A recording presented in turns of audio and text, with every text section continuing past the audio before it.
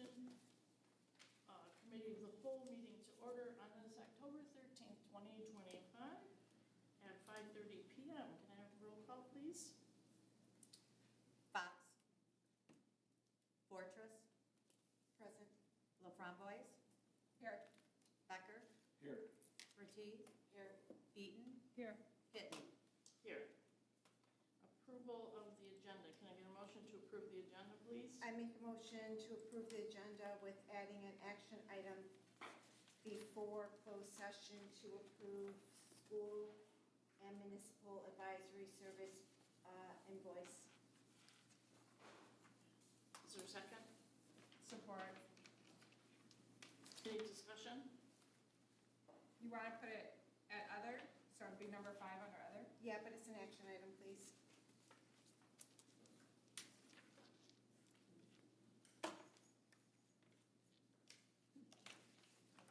Why are we approving an invoice? These are services that we've already approved. Yes, but we capped it at $25,000 and it went over $2,852. Can you repeat the number? $2,852, I believe.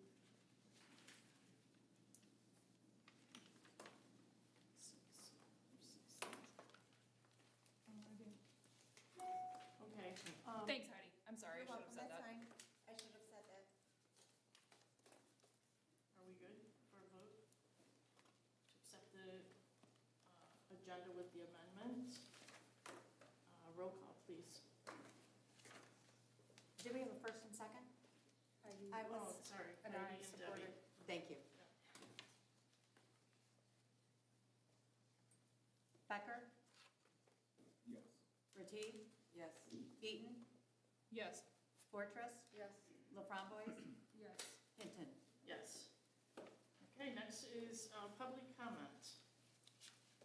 Anybody wishing to speak? This is a meeting of the Board of Education to conduct business. It is not considered a community public meeting. The board's provided 2 times for public to address the board, and rules are on the wall over there if anybody has any questions. And that's it. You need to state your name and address at the podium, and I have Donald McGinnis.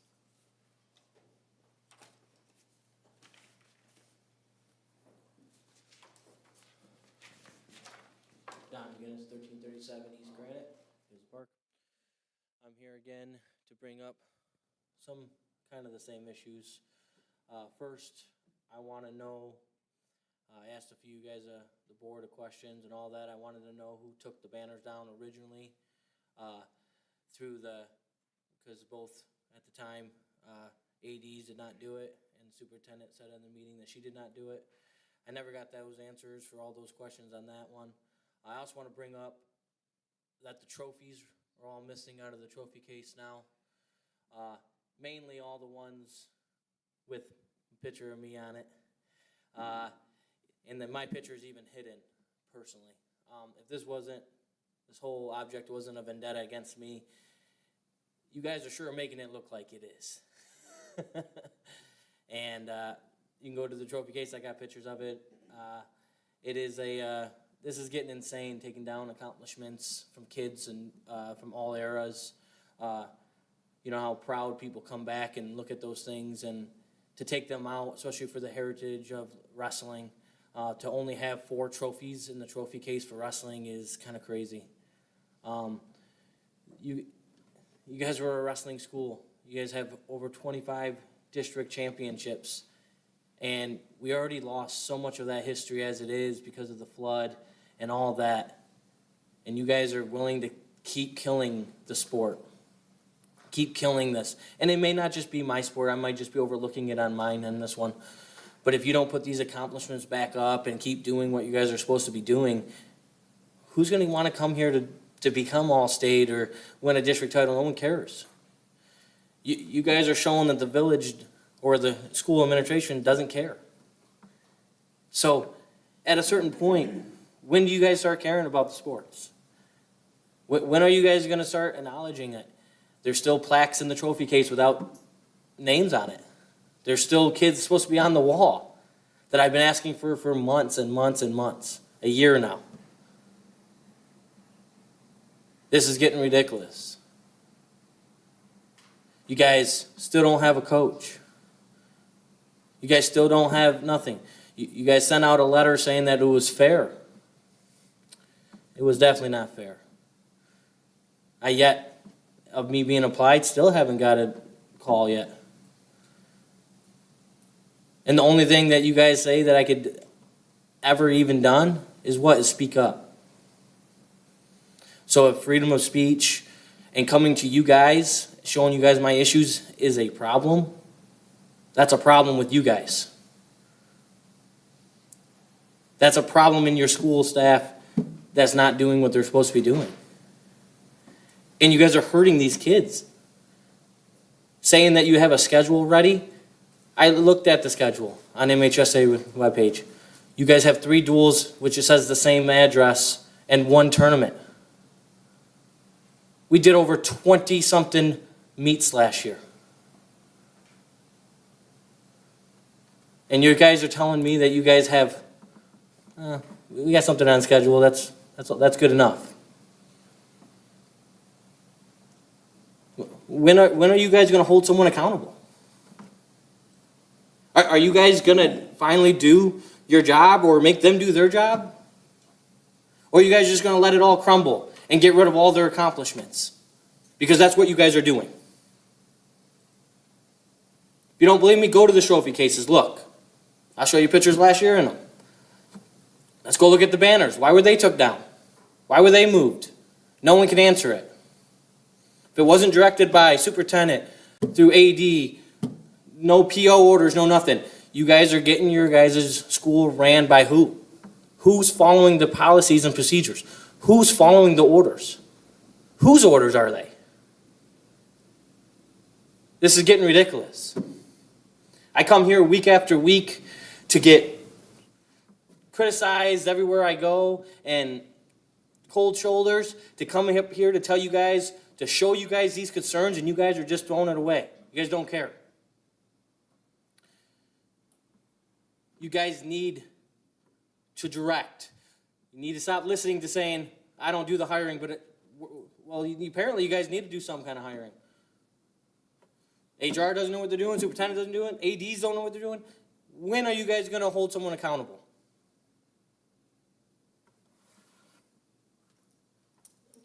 Thank you. I have Kaylin McGinnis.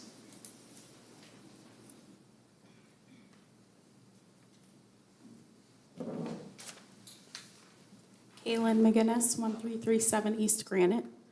How are you going to have the AD send out a mass letter calling us liars, saying you guys have a full schedule in place for the wrestlers? There are only the required league meets in 1 tournament for girls. What is that, 5 meets out of 20-plus tournaments you could be scheduling for the season instead of waiting for a coach to take the position and then schedule? 5 meets is not having a full schedule whatsoever. So clarify that by putting the full schedule online if that's what you guys do indeed have. You can't wait around for a coach to schedule. Tournaments fill up fast, and your athletic department will be responsible to do that. We even spoke to another school about that, and they do in fact fill the whole schedule for the coaches. You're paying coaches to do their job. Give them a full schedule to do their job and do it to the fullest extent so these kids can succeed. Or don't give the coaches who only want to commit to part-time practices and tournaments full-time pay. It's that simple. You're rewarding laziness, and that's where your HR department should be stepping in. Wrestling requires 5 days a week practices with a meet during the week and 1 to 2 tournaments on the weekend. You are accepting bare minimum, and it's concerning. Your schools will never be successful with the current administration you have in place. The board needs to fire the superintendent and work their way down. Now kindly cease any further commentary and govern yourself accordingly. Thank you for your time. Thank you. I have Joe Hill.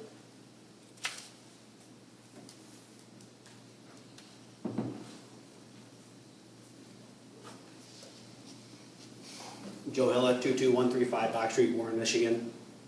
I'm here because My son's been at, wrestling since he's been 4. He's 15 now. He hasn't missed any years. He's gone far in seasons, as high as second in the state. It's concerning because with wrestling, because you have to be in shape. I mean, you have to, there's a lot of things to go over. You got to get in wrestling shape. You can't just show up and participate because it's just not fair. And a lot of these other schools, what's happening is they start early in the summer, and they have camps. They have open, the wrestling mats. They come in, and a lot of people come in and they show them, moves, and they're very versatile then, very well-rounded. You have to be on your game for wrestling. It's not something that you play. You have to show up and you have to compete. And it's a lot of heart, Also, these kids, they give up a lot of Saturdays, after school, Sundays. You got new kids coming in. It's uninspiring to see where the situation is currently. And it's kind of lackluster on administration's part because I feel like you should kick the door in for these kids. These are COVID kids. I didn't have to go through that coming up. They've already had so many knocks against them, and you keep shutting the door. It's uninspiring. You have to really, get on these kids' level and show them that you'll fight for them because, they are our future. I don't mean to sound corny, but they don't give in. They want to fight and they want to compete. It's uplifting for them. It's a very rewarding sport, but it's also a demanding sport. A lot of time and effort has to go into this. And with the kids not being able to be touched by, coaches and so on and so forth, we sign up, we do a background check. Personally, if I see anybody touch a kid, I'd probably rip their head off. You know what I mean? That's ridiculous. This is why wrestling is such a strong community. We reach back, and we want to give back, and we want to help, and we want to see these kids succeed. First-year kids, you have an opportunity right now with girls wrestling. It's taken over, like, the United States. North America is, it's a number one growing sport. And you're shutting the door on that. You have an opportunity right now to, take a leadership role and make decisions to change these kids' lives. Because there's opportunities for scholarships,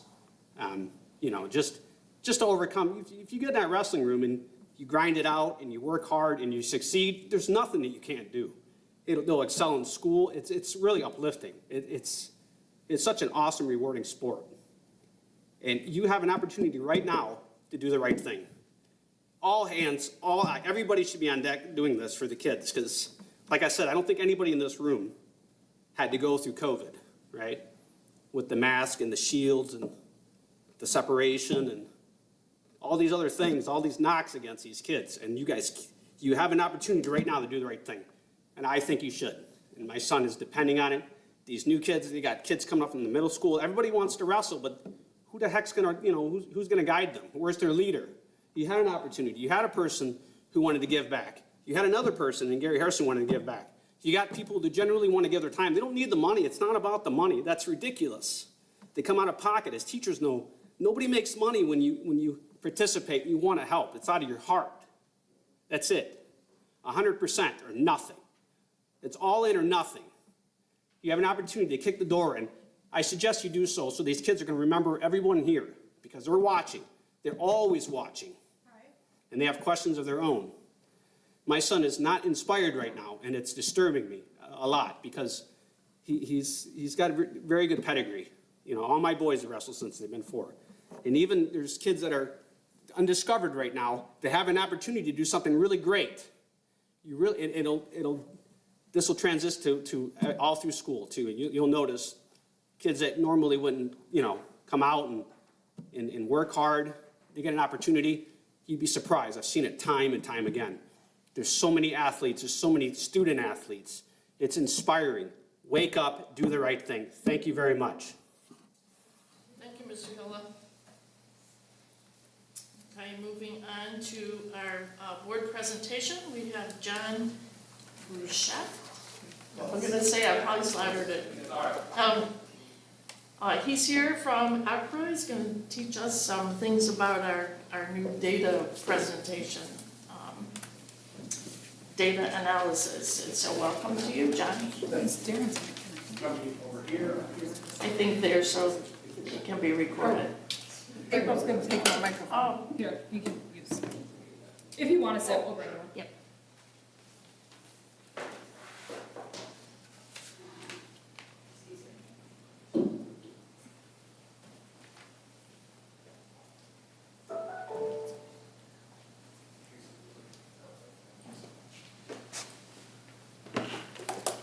Thank you. Thanks for having me. It's always great to be back in the great state of Michigan. I don't live in Michigan, but I did for 9 years, so I always love coming back. So thank you. John Breach, if you're wondering, it's not at all like it's spelled, so just hurry you across the board. Great to be here. Looking forward to giving you a big overview of your data, but also today what we're going to do is we're going to focus on some of the different ways that we do data at ECRA. So ECRA Group, just for those of you who aren't kind of all that familiar with what we do, is we're an analytics company. So we work primarily with K-12 schools across the country. I myself was a former district administrator for a little over 20 years before going to work with ECRA Group.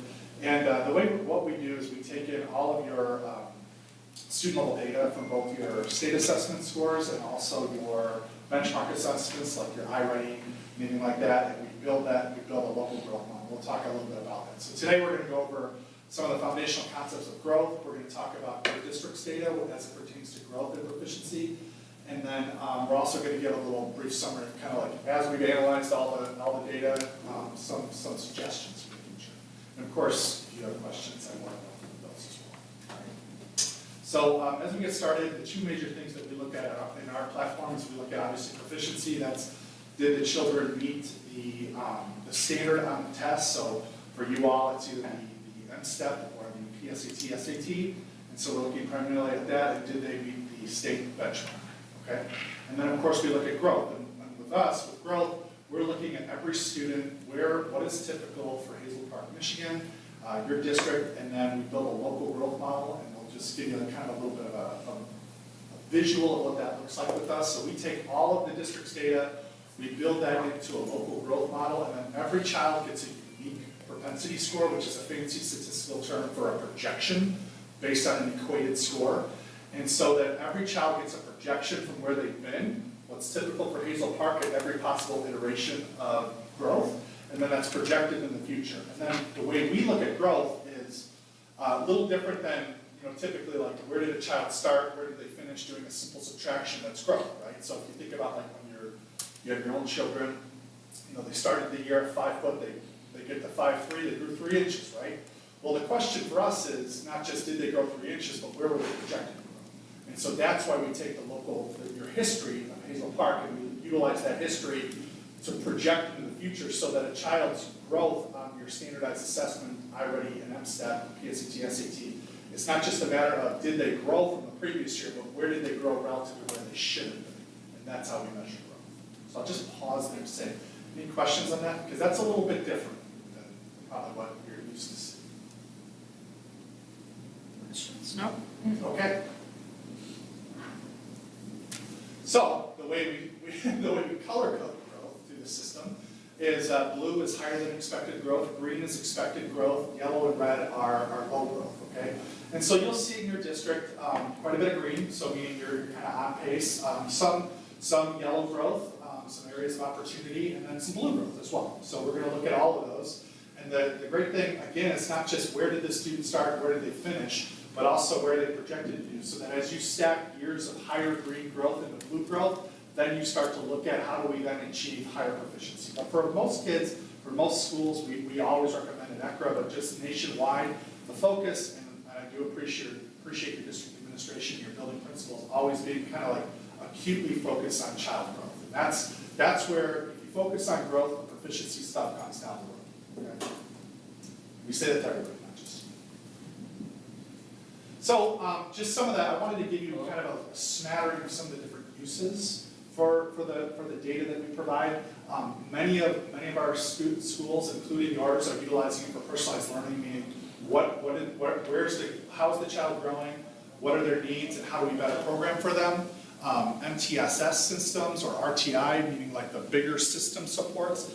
Are we targeting the right students for the right programs? Do we have the right programs, and can we integrate some more students, some more programs in that might better address the needs of our students. Again, that is, I can tell you, without equivocation, that your district is looking at those really well. They're looking at the data and they're trying to find out.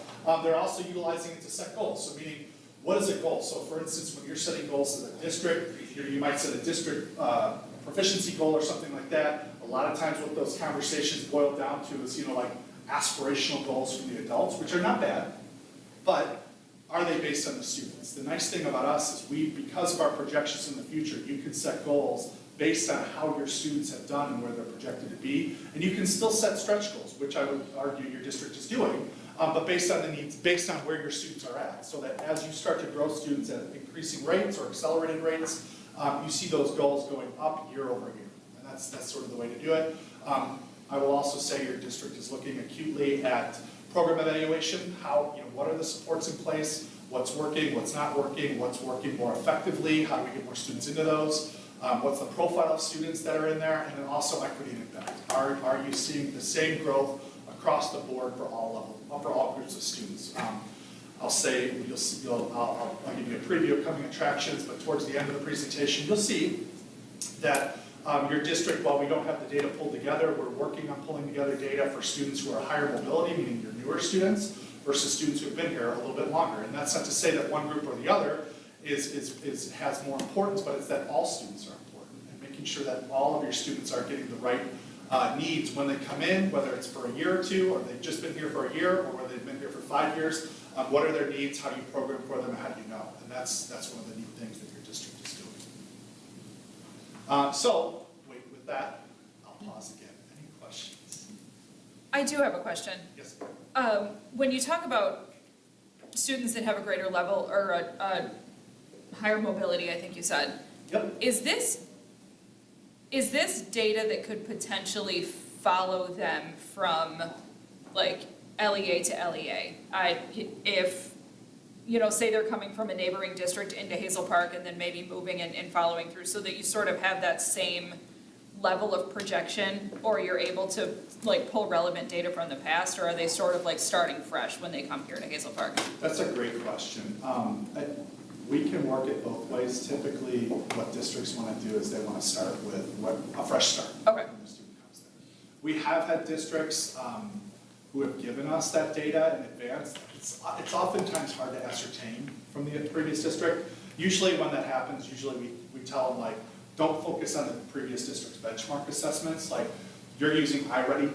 Okay. The other Yeah, that district makes might use MAP or might use FastBridge or some other assessment, which we can use, but it doesn't mean the same for you because you're using it. You're kind of getting to know a different system. So we usually recommend that if we're going to take that data in, keep it at the state assessment level, because we trust those scores. Okay. That's a great question. Any other questions? Could you just pull your mic up closer Sure. for us? I'm always wary about pulling the mic up. I've been told for years when I was a teacher, I would So we're, blow people away with my That's not any better. microphone. I don't think that's any better. Go ahead, try. Try now. no. Do you want to give him mine? That one worked when he brought it closer. Mine was good. Matt? Do you want to bring that one back and have him bring it closer? Yeah, that's fine. So I'm getting some side input from somebody that's at home watching, saying that it's pretty loud, so. No problem. That better? There you Yeah, go. yes. Okay. I don't know, he'll tell me in a minute.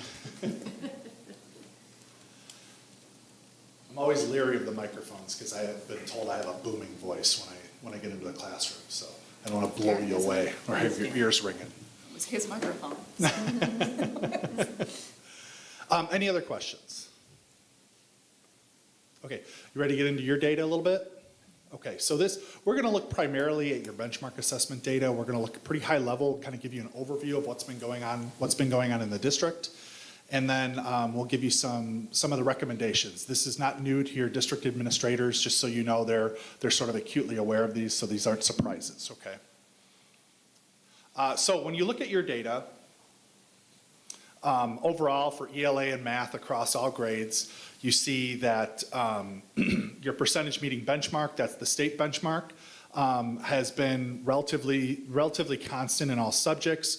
Your growth is relatively, it's green. Remember, green growth is as expected, meaning across the board, your students are doing kind of as projected, with the exception of social studies. You see exceptionally high growth there. So that's a real bright spot. All right.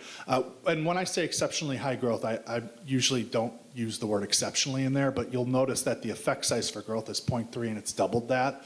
So that's about like 2 grade levels worth of growth, or a standard deviation, 2 standard deviations. So that's a really high note.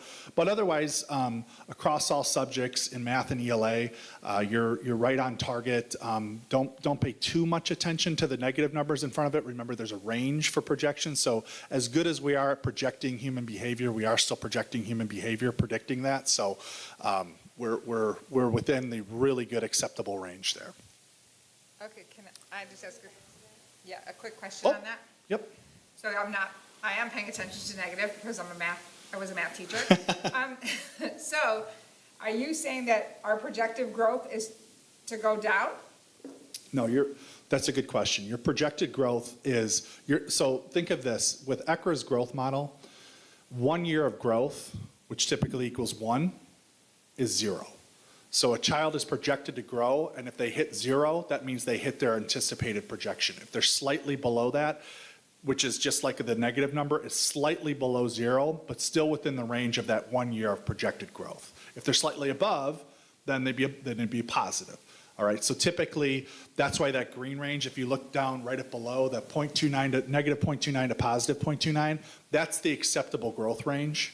Okay. Okay, so that's like 0 equals 1. That's probably, if there's a number that you need to remember here, is that 0 equals 1. That's one of the hardest things. I do training across the country, and that's sort of like the hardest thing for people to unlearn is like, but what's 1 year of growth? It's 0. Oh, okay. Are these Hazel Park numbers? These are, yes. I'm confused on the sample size then. Why is it only, the highest one is 1672? Why is that so low compared to our pupil count? So those would only be the subjects that took the standardized benchmark tests. Wouldn't it be all students? No. Because like your K2 don't take it. Okay. Yeah. Does that answer it? Yeah. Yes. Yep. Yeah. They take iReady. Which you'll see in just a second. Take the pieces that we bring together to give you this analytics. Yeah, so this is the percent. Remember, the benchmark is on the state assessment. You can't see my pointer, but it's on the state assessment.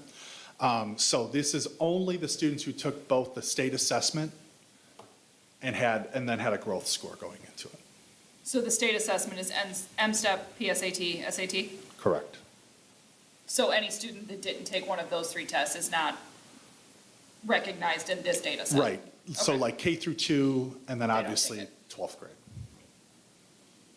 And you said only the ones that had a growth, or is everybody in there, and that's the average growth?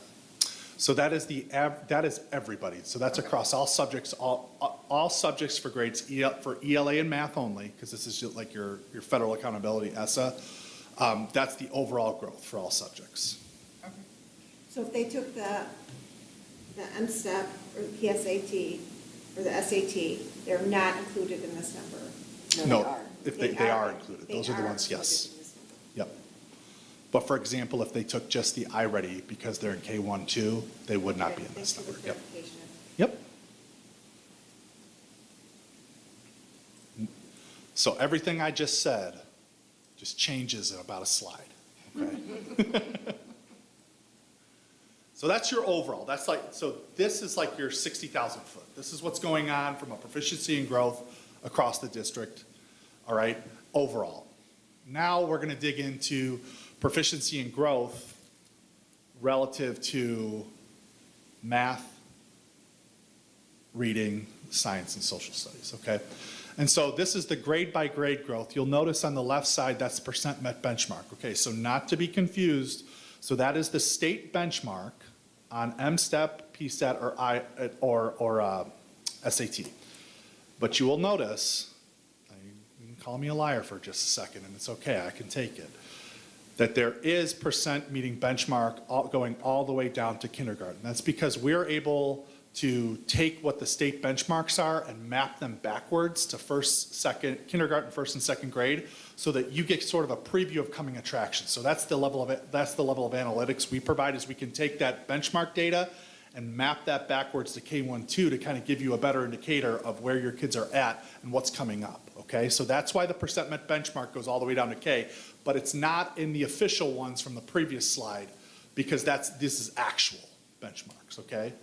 These are benchmarks on iReady, and then you'll notice that you've got your growth, you've got iReady growth, and then you've got M-STEP growth. And you'll notice that the M-STEP growth, or PSAT growth, only goes from grades 3 through 8 down below, because those are the only grades that took them, okay? iReady goes all the way back. So you'll notice across the board, you see pretty steady growth across the board with some potential opportunities. Again, this is just math that we're looking at. Obviously, there's some opportunities there on the M-STEP particularly. So as your district is looking at iReady growth in math, there's some opportunities in 3rd and 4th grade and 7th grade to kind of what are the needs of the students, and they're already doing this, and what are the subtest areas to see what are the needs of those students, and how can we get them better ready, a little bit better ready for the M-STEPs when they take them in, 5 months or so. Should note, high growth, really high growth in 8th grade, so that's a really nice one as those students launch into high school. Really good launching point last year for your 8th graders, okay? Then doing the same thing for your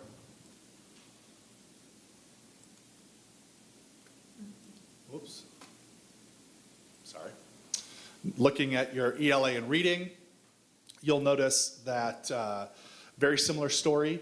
You'll notice that for ELA and reading, I do want to highlight a couple things on your percent met benchmark, those 2 columns in the middle. You'll notice that a little slightly higher than in math, and I think that was to be anticipated, but also shows that the newer reading program, what's that, about 2 years old now? 3 years old, is really starting to take root, and you're starting to see some gains there. So that's a really nice positive from a proficiency standpoint, especially on the percent meeting benchmark on iReady. Additionally, you're also seeing that in grades 5 through 8, very consistent growth. I do want to point out again that 8th grade class last year, really high growth, that 0.25, while it's not blue, which is what we consider high growth, we as a company always say anything above 0.20 is green turning blue, so a really real positive there. Again, some opportunities in the 4th and 5th grade for ELA and reading, which I think you're already looking at. We know what those are. We're looking at the subtest to see what those students need and how we can intervene, okay? And then finally, to kind of wrap this one up, not as much granularity here because not as many tests, but when you look at your social studies and science, we just kind of lumped them all together because there's not as much data, not as many grades. You'll notice kind of what's to be expected in science and social studies, pretty high numbers in both of those areas, particularly social studies, which is not a surprise given this exceedingly high growth overall as a district in social studies. But you'll also notice grade 8 in particular, and again, this seems to be a theme for that grade last year. They had a really good year for ELA math and then also science and social studies. I also want to point out social studies for grade 5, really high. Social studies across the board has just been really, really good. Science, again, also kind of in line with what you're seeing in ELA in particular. So that's some real good numbers there. But I do want to point out again that social studies and science proficiency relative to the math and English, a little bit higher, but really good. And I'll pause there. This is sort of the overview of the K-8 assessments. What questions might you have? I'm curious, I think it was 2 slides back, you don't have to go back. It may have been the science where we sort of broke down the growth between the iReady and the M-STEP PSAT. And some of them were, I'm sorry, not science, math. Math. I mean, there were some pretty big deviations between the overall growth on one test versus the other. And maybe that's a better question for our internal team. Do we think that that's like the test style, the time of year, just the material that's involved in it? Like, it's just interesting that there's such a big difference between the overall growth on one test versus the other.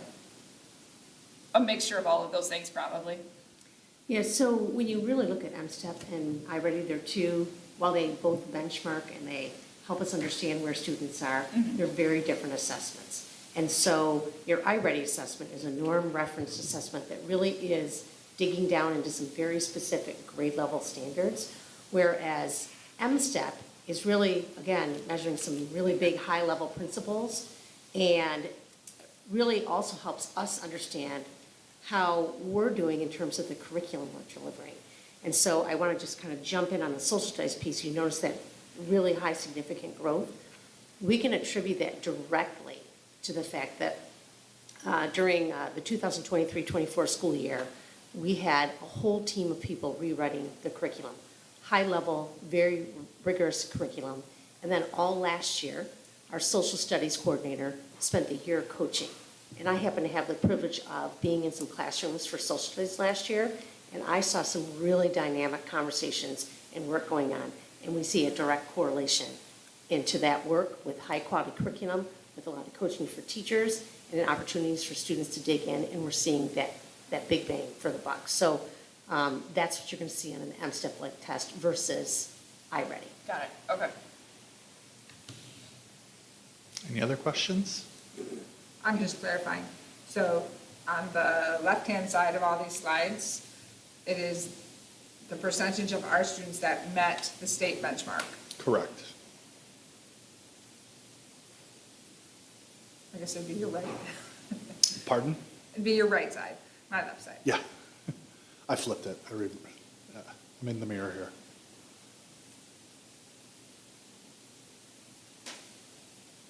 All right. Moving on a little bit. This slide is a little bit of a deviation from what we just saw, the heavy charts.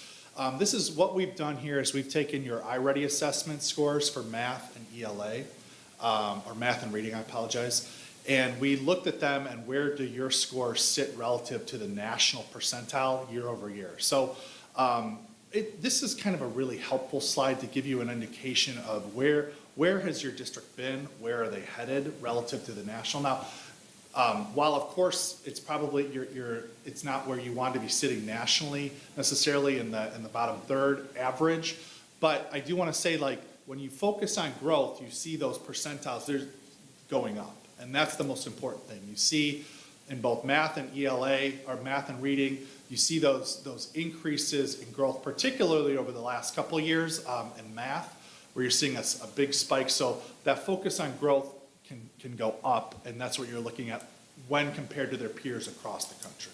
Is math blue? I don't know if anybody else Yes, math is blue. That's really small for us. Yes, so math is blue. Okay. Math is blue.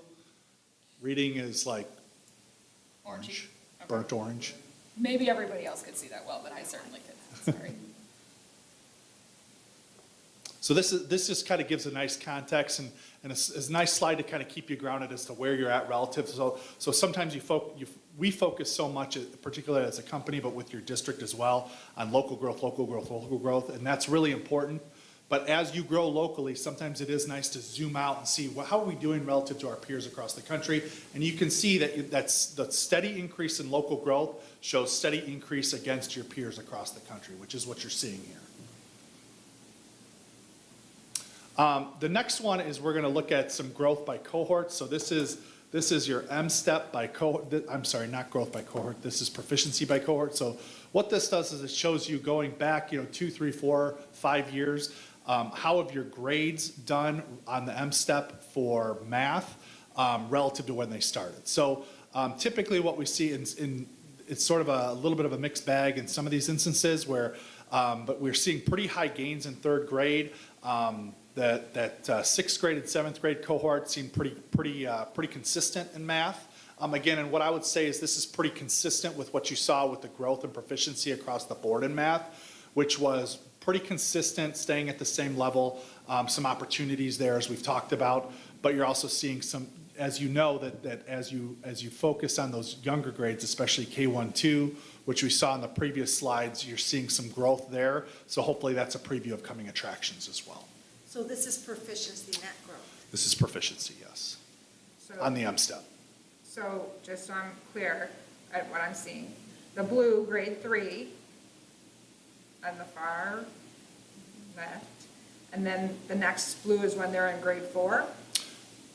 So each blue is the grade 3 for that cohort. So last year's 7th grade cohort goes all the way back, what is that, 5 years to grade 3. So blue is always grade 3, red is always grade 4. Okay, so then the blue in grade 3 would be the red in grade 4, which would be the yellow in grade 5. So You got yeah, it. you have to look Yes. at the different colors Uh-huh. to see how that group of students did. Mhm. Okay. Yep.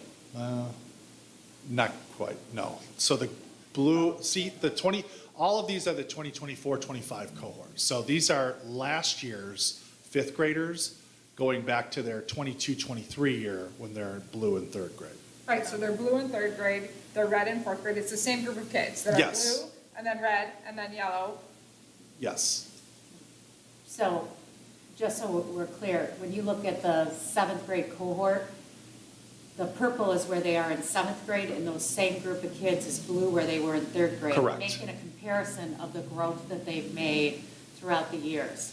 So that's why these are our 3rd graders from last year, and when it says 25, 26, those 3rd graders will move to the 4th grade cohort, because they'll be And then it's red. And so really what you're looking at is, how are they growing over? And you need to remember, right, as they get older, you show less growth. When they're younger, they're growing because they're learning so much. You don't see the same growth. So what you're seeing is our 3rd grades, as we've gone along, have really done well. And then the growth has gone up in 4th grade as well. And last year in the 5th grade cohort, not as well as they had done the year before, but better than the 7th grade. So they're different kids, but those are all those kids together. Yep. So if I'm looking at this, and I'm looking at the 7th grade cohort, Yeah. yeah. the yellow, which is them, and in the 5th grade, they had the highest percentage of growth. That, when they were in And then 5th they grade, dipped in yeah. the 6th grade, Yep, and then they went back up a little bit in the 7th. that's correct. Okay. Yes. And remember, it's important to note, this is proficiency.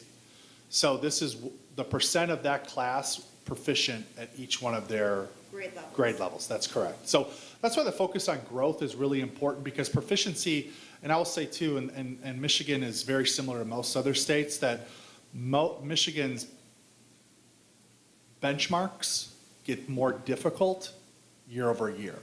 Meaning, in 3rd grade, it's usually the easiest to hit the benchmark, and it gets increasingly more difficult as they go through school, meaning the 3rd grade usually hovers right around the 47th percentile nationally. By the time they get into 6th, 7th, 8th grade, it's up around the 60th percentile, 70th percentile. So in other words, in order to be, if you stay at the 45th percentile nationally, you'll be proficient in 3rd grade. If you stay there your entire career, you won't be there by the time you're in 5th grade. Does that make sense? Can I also ask a question in the analytics? So when we look at all the individuals in the 7th grade cohort, let's just take that one because that's the largest. Those are or are not necessarily the same students. So while they did come, we have a tremendous amount of transition and moving in the state of Michigan. So are those every single child in that cohort, or just the ones that have been here the whole time? Those are every single child in that cohort. So I think that's important for us too, to remember that when our students, that 5th to 6th grade, there's a lot of transitions of people moving in and out. So we have a lot of new kids coming in 6th grade, and we have 5th graders that go out and move to a different junior high. And Yeah. and that's something Ms. Delmage has looked at as well too. So we've looked at like the differences between the overall cohort and those who have been with us 2, 3 or more, 4 or more. So that's a really good one. And those numbers look different. The longer they're with you, the better those numbers get. Do we have that data too? Not in here, but you do have it. And then just to give you the same look now that we know what we're looking at, this is the same look, but now looking at your ELA reading. And so as you can see here, similar story, a little higher, which we anticipated with that reading program and what we've seen across the board, but you're seeing very good numbers across the board. A little more steady increases, especially in that 5th grade, 6th grade cohort, a little bit of dip in that 7th grade cohort, but similar. And again, it is a good point that Amy makes, that when you filter in The students who have been here a little longer, these numbers look a little better. And again, this is proficiency, not growth. That is correct. Because growth, it's amazing, but proficiency is kind of like, wow. And that's why a hyper focus on growth is really the most important thing. And we would say this even if the numbers, just so you know, because I present at all different districts, if these numbers were in the 80s, we would still say the focus needs to be on growth. Because growth is the most important metric for students, especially year over year. For instance, a child achieving at the 95th percentile in the nation, well, you don't want that child to grow at the same rate year over year, otherwise they start losing ground, meaning if they grow at the same rate as the 50th percentile, they'll lose ground. You want to keep that child, so what are you doing to grow each individual child at the rate that's appropriate for them? So we would say that no matter where you are at. And I just want to share, if you remember, I also shared with you that link for Kids Count in the state of Michigan. And in the state of Michigan, you aren't looking at Rochester, Birmingham, you need to look at districts, and the average growth is 17% of districts of poverty. And unfortunately, that's Hazel Park and many of the school districts. And so our growth, when you look at that, is a little above districts of our type. And then you need to look at the size, which makes a It difference does. as well. Yes, absolutely. So just so I understand, and just clarity reasons, so if I'm, again, looking at cohort 7, and I'm looking at the 6th and 7th grade, at 6th grade, those students were under 20% proficient at their grade level? Is that what I'm understanding? Yes.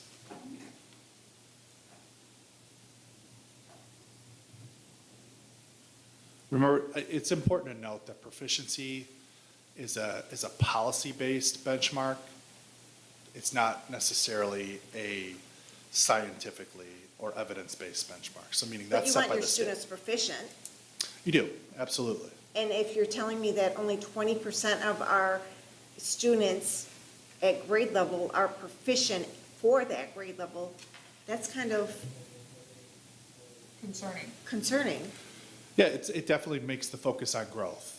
Yes, absolutely. But what I would say this is, But I'll put shouldn't it, the focus be both on proficiency and growth? it should, yes. I mean, growth is important too, I understand Yeah. that, but shouldn't it be both? It should, yeah. And that's why we present both of them. But some kids are a little further away from the proficiency benchmark, so that's why you focus on growth. In this instance, what I would say is, proficiency is, here's another way to think about proficiency. And again, we've done these studies across the country. A student who's not proficient in reading at 3rd grade, that does, according to the state, does not mean that child can't read. Does that make sense? Yeah, but Yeah. they're not able to read at the level. Established by the state, correct. Right. Yes. What I would say is the state benchmarks are usually set somewhere around the 50th to 60th percentile across the state for proficiency. So that's the minimum benchmark for proficiency, is usually around the 50th to 60th percentile relative to the grade. If across the country, where you would start to program for a child is around the 30th percentile, 25th to 30th, just for context. Not to say that proficiency isn't important, though. It is. And ultimately, that's part of your accountability system, so that's why you have to focus on it. Well, and I think that's also why the state of Michigan, when they give you your rankings and your numbers, they look at multiple They do. factors. They look at proficiency, they look at growth, they look at inside the different categories They as do. well. And that's why you've seen an increase in the numbers every year.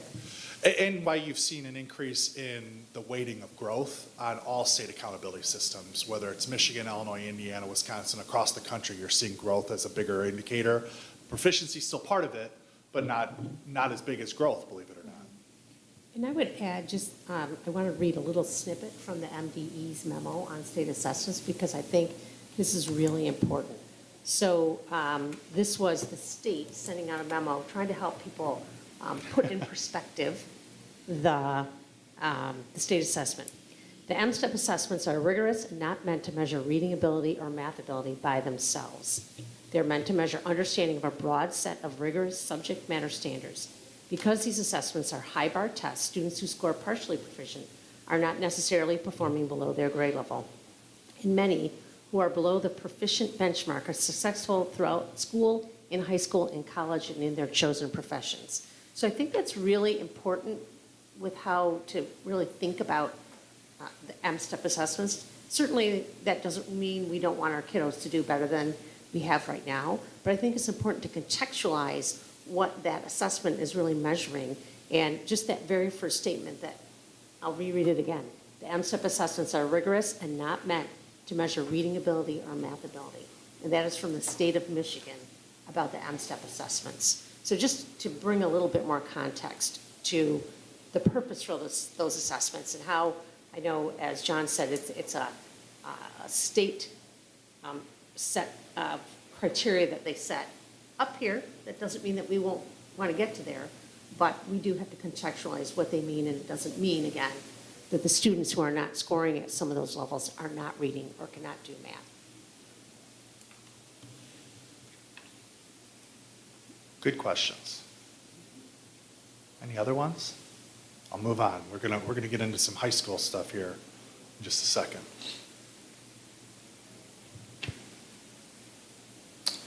All right, just another, this is even a bigger macro look.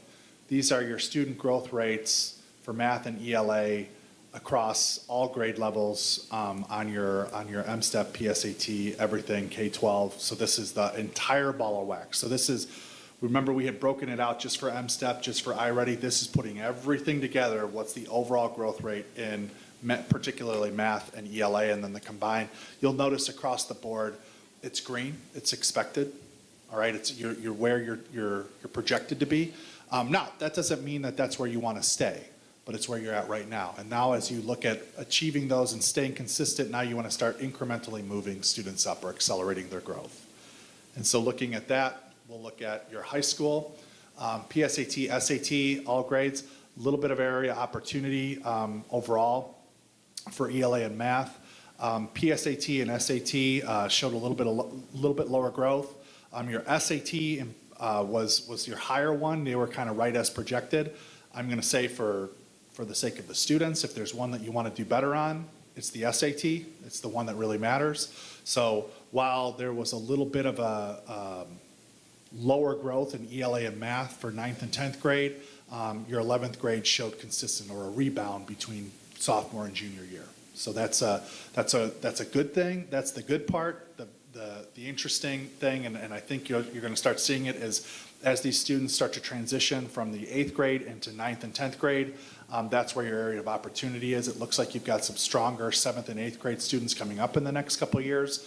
Hopefully you see those 9th and 10th grade PSAT scores continue to go up. That's a really real area of opportunity as well, which your high school is looking at, which is what are the subtest areas for PSAT and SAT, and how do you align your curriculum to those? That's always an area of opportunity when looking at those tests. So you got to get a little deeper into that. Oh, that's it. That's it for that one, and then we've got to give you your state report card analysis, which is just kind of a bigger state of the district. So any questions on this one? Whoops, I'm sorry. This one? I went back. I didn't move you back.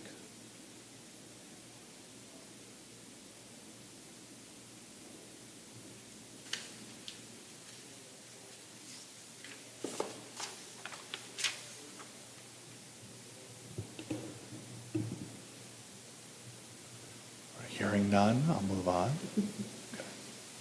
So what we also do at ECRA is we kind of take the state data and we're able to make it into like the growth percentiles, and we look at where does your growth and where does your proficiency sit relative to the rest of the state of Michigan. And so when you look at your ELA, math, science, and social studies from both a proficiency and a growth standpoint, you'll notice that in 23-24, all right, we're about to get the 25 data, so you'll get an updated report with this. What is that, a couple months? About right? Yeah. I think we have it, we just Well, sent it's it. the embargoed data, yeah. We just yeah. sent it to you. Yeah. Once we get that and we do it for the entire state, meaning what we do is we take the entire state's data, we analyze it, then we figure out the numbers that you get on the state report card are the numbers the district values. The state value there that you see is the 50th percentile, so it's the median. All right, your district's percentile tells you where does your state value, where does your district's value sit relative to the rest of the state of Michigan, okay? And so in this instance, you'll notice that your ELA growth percentile is the highest one of all of them. So meaning you're in about the 25th percentile over both years. Not really surprised given the emphasis on reading and ELA in the district, that's your highest one. Your proficiency, believe it or not, from 23 to 24 did go up on your state assessments. Math proficiency, similar, math growth percentile, not quite as high, but the growth data showed that was an area of opportunity for you, and you're looking into those standards. Again, science and social studies, they don't have a growth metric there, but they do have the proficiency metrics. So you see where you sit relative to the rest of the state. You'll notice that in both of those over the last couple of years, relative to the rest of the state, you've gone up in both raw values, but also relative to the rest of the state as well. Okay. And then this last slide here is your student achievement. So that's your college readiness in all subjects. So this is what we just saw was your K-8. Now you've got your high school. So where you're at relative to the rest of the state, not quite as high as your K-8, but hopefully with the K-8 moving up, hopefully you see those numbers translate. It takes time for a district and a larger district like yourself, and also takes time when you're having students moving in and out. So those are real things. But you will notice that your district values remain relatively constant across the board, and your percentiles, unfortunately, are probably not where you're looking for, but looking to go up.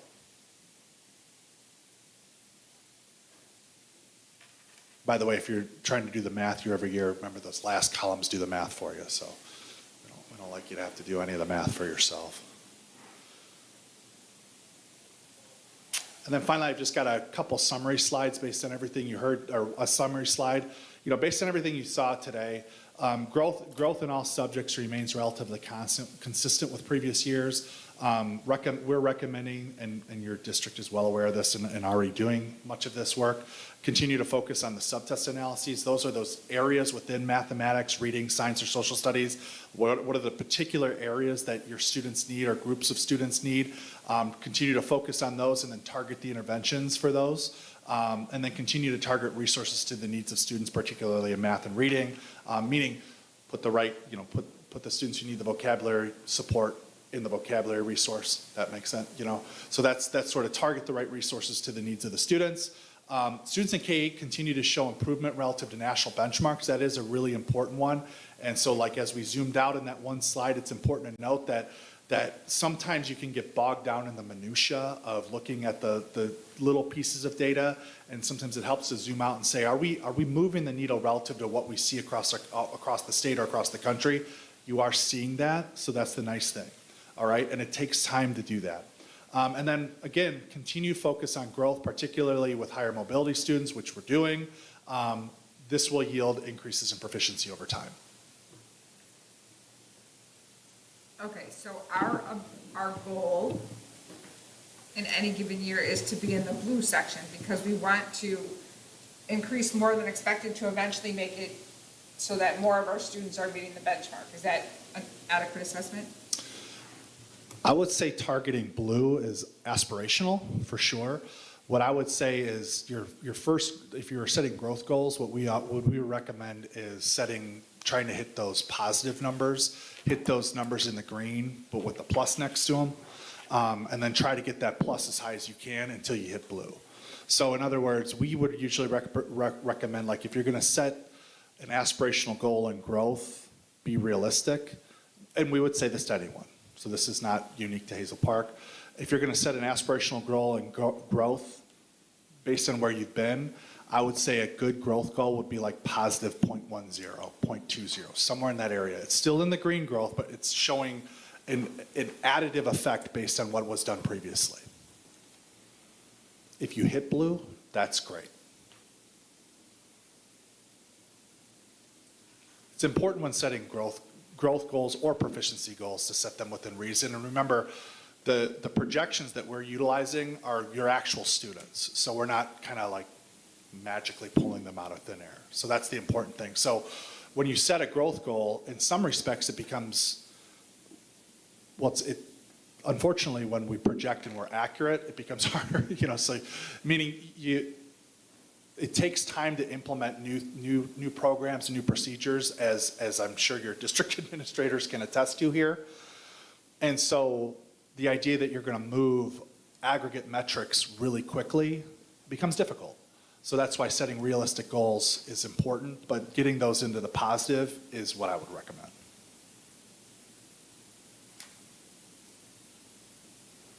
Anyone else? No questions? Do you think, John, do you think you can send this to Dr. Wilcox so she can distribute it to the board? Yep, she got it. Perfect, thank you so much. Yeah. Anyone else? No? Well, thank you very much. All right, thank you. Great to be up here. Thank you. Thank you. Appreciate your time. Anytime. All right, moving on to new business. The first item tonight is personnel with Ms. Kales. So the memo in front of you talks about, Sorry about that. The memo in front of you talks about what our FTE movements have been so far this year. I've separated out by building and given you a description of which positions we didn't need. They were approved in the spring, but as counts came through, these are positions that were not necessarily needed. So as we do every year, we don't hire unless it's there, unless the kids are there. You'll notice there's a plus there for the grant-funded position for MTSS. That's completely grant-funded from the grant that we just received. And our overall savings right now is about 1.15 million. I want to just tweak that a little bit about positions not needed. Across the board, we increased class size for everyone. And that is how some of those positions were able to be changed. And so that's important to know. With that comes some stress along the way. And also remember that some of the positions we already decreased and gave that information to you in the spring. So this is on top of those positions from the spring. So, since you said we increased class sizes, do you think maybe we can get a schedule of what the class sizes were last year compared to what they are this year by grade? We probably can do that. We will work on getting that to you. Yeah, it would be interesting to see, thank you. So this one is 12, this report is 12. And I asked the question and I'm not sure, I want to know, like, is 12 it so far for 25-26 school year? That's all that we've done? I mean, that's a lot. No, that's not all we've done. If you remember in the spring, we gave you a presentation, and in the budget presentation, it listed positions there that when I returned, that we eliminated more. And so it's that on top of this for the 25-26. So And when then how many have we brought in? So like we haven't added positions. These are removal of positions. So this is on top of what you gave us? In the spring, when I returned inside Monica's presentation. If you remember, these are all the positions that we said we were, like Stephanie lost a position. We combined Chuck's role. We also did, there was a reduction in like a science teacher. There was a reduction in other high school teachers as Tammy worked on the schedule right before she left. So there were several changes that took place. A social studies teacher was reduced. Didn't we create a couple position, not create is not the right word. Approve a few positions for like parapros that are one-on-one? Well, these are just certified positions. Oh, these are just certified This is positions? certified teaching position. Okay, that was what I was trying to I understand. gave you the paraprofessionals, and I believe we were down 7. I don't know where we are now. I think we're down 6. So from what you guys approved in the spring, we've been moving some around as well. And so not really needing additional approvals because like we had them at this school and we didn't need them there, so we moved into a different school. And the proof will be in the pudding when there's a draft budget that's attached to the actual staff that are in place. And that when you do this, it doesn't come without consequence. When you roll, two jobs into one, Dr. Dolmage finds additional time in the 24 hours that are there, or we have a less supervisor, and so Dr. Papazian we're not in the buildings as much as we normally would be. So there's there's ramifications that happen with the staffing that we have. But it is not cutting people's salaries or doing anything along those lines. I mean, every dollar we are looking to count and to be adequate. We are still following all the agreements with teachers and such. Just we've been really low in the last few years, which is really beneficial. We know low class size makes a difference.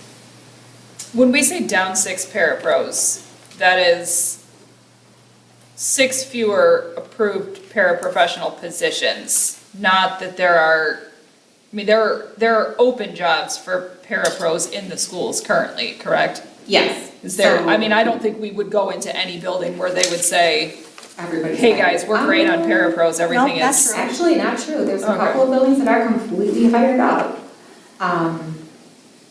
But yeah, so that is where as a for instance in Webster, we pulled 2 preschool classes. So we didn't need all the parapros for the preschool classes. Where else did we move? Can we afford to be down 6 parapros? I mean, we did that strictly for budget, not based on need? Well, where classrooms had less special education classes, then we could reduce paraprofessionals. But you have to remember, just putting a body somewhere doesn't make a difference. It takes time for training Yeah. and having the right person in place. So it takes the whole village to make it happen.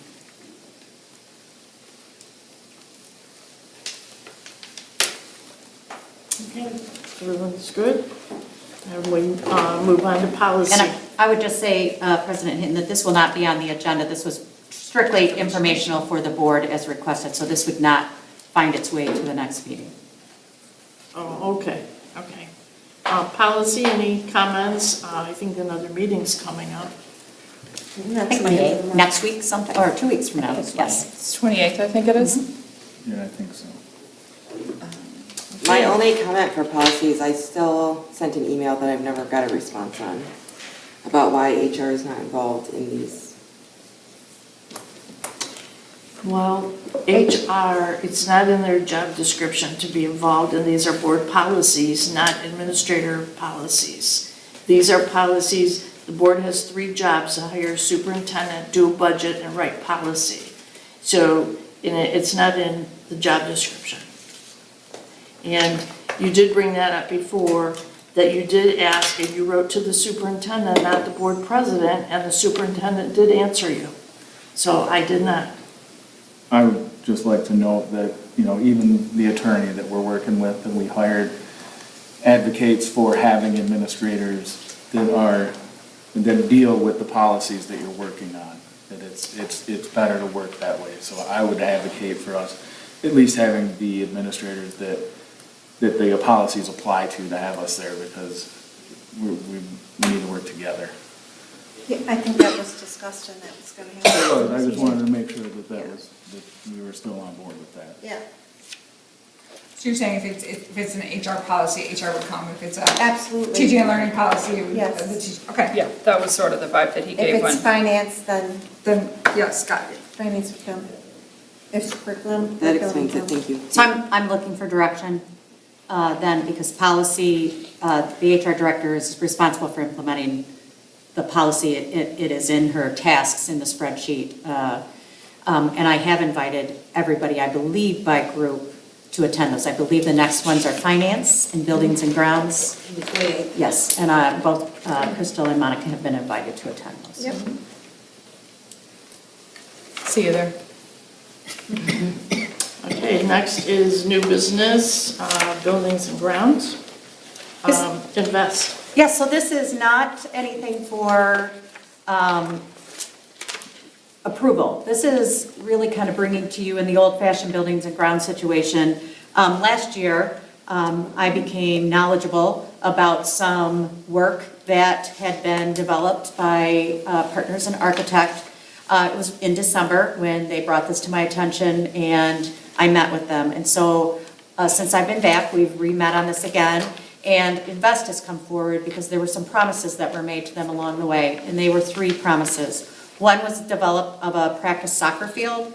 the drawings that were done were not only a soccer field, but a tennis court and some other, and a playscape area. And since then, I've had conversations with Invest, and we've looked at the parking lot next to that. Some of the Park District parking lot is actually on our property, but if we elongated that out, it would be a very wonderful practice field for soccer out there, which their boys and girls don't have an area to play, as well as it would be something for the community. For everything, it was $180,000. Obviously, without having a tennis court and such, it would be less. But I just want to bring this to your attention because this is their first wish of what was promised to them by the business department early on. The second one is a science lab renovation. Their children do not have a lab to work in with gas and to do the experiments and such. And so this renovation is $140,000. This is, obviously we'd have to bid for it, so it may be less, maybe more. But this is their second request. And the third one is a greenhouse installation. They purchased a greenhouse 3 to 4 years ago, and they've been waiting for it to be put up. I did work with Greg to have Partners in Architect go out. It's not simply just building a greenhouse. There's all kinds of emergency exits and things that would have to be put in because it's for a school, as well as lighting and a pad and such, but that's their third wish. And my hope would be to continue to talk with you more, but I felt it's important that you're aware of these three things, and that as we're developing our long-range sinking fund plan, that we know that Invest is one of our schools and one of our facilities, and thus we need to think about maybe in the 3 to 5 year plan, having at least 2 of these in there for completion out of the sinking fund. So explain to me, it seems like there's no price for the greenhouse. That would be the easiest one to complete at a low cost, it seems like, to me. I'm If they've sorry. already had it and it's been purchased for 4 years ago? So I went back and went to them. The problem is it's not easy. It's not like just, I think it would have been the one that they had, but it's not easy because you have to put a gas line into there. The gas line has to be run. It wants to be in the interior of the building, which makes safety, fire, exit things. It's in the interior of the building? Yes, it's in a courtyard is where they would like it to be put. So it's their third choice. Their first choice would to be able to have a field where their kids could practice when they're outside and enjoy. I would view this as a spring thought, and we would rebid that, and it would be significantly less than what it was to put a tennis court in and to do other grounds. This would be simple. It would be clearing and then putting, leveling that out. I didn't go out and redo prices because I didn't want to spend extra dollars, but I did send our Partners in Architect over to look at the greenhouse installation because I wanted to see if that was the easiest. And it's actually not. It's probably the most difficult. Really? Yes. Because of all the safety features you have to have with it being in a school. So they have this greenhouse they purchased 4 years ago. It's probably going to be outdated or not purposeful by the time we get to it. Well, I asked them to prioritize their wishes, and this is how they prioritized it, knowing that they had the greenhouse. And I can't answer that because I'm not a greenhouse expert. I don't know how much they change. But I put it back to them and said they have a buildings and grounds operator now, and that person took it back to the Colashos, and their wish first is to have a place where their kids can play soccer. And I guess my final thing is, you said that the parking lot is on our property for the city from the. Yeah, there's a part of the parking lot that actually, when you look at whatever time that happened, so it's not a huge piece, but it's a piece enough that it'll cause some disruption there as well to make this field a little bit longer. Is the city aware of this? Not at all yet. We haven't had a conversation about any of this. Because we just found out in the last 2 months this year when Greg has worked with Partners in Architect to relook at this again. What is the parking lot for? I'm trying to picture what it even The is. rec center. There's a Okay. piece of it. It's not like a huge part, but there's a piece of it that would cause disruption if we Okay, put so out. that part The that's edge sort of of the like parking juts lot. by Mhm. Annabelle on the freeway, okay. So this isn't going to be coming for any vote? Absolutely Next not. week. It's not coming for the vote at this time. It is simply to make you aware, because you haven't been aware of this, as I wasn't aware until December of last year. And I wanted to make sure that I brought this to you because we should begin integrating this into our long-range plan. This is really, for the person to go out and discuss it and talk about money and get a plan, and that's just unethical.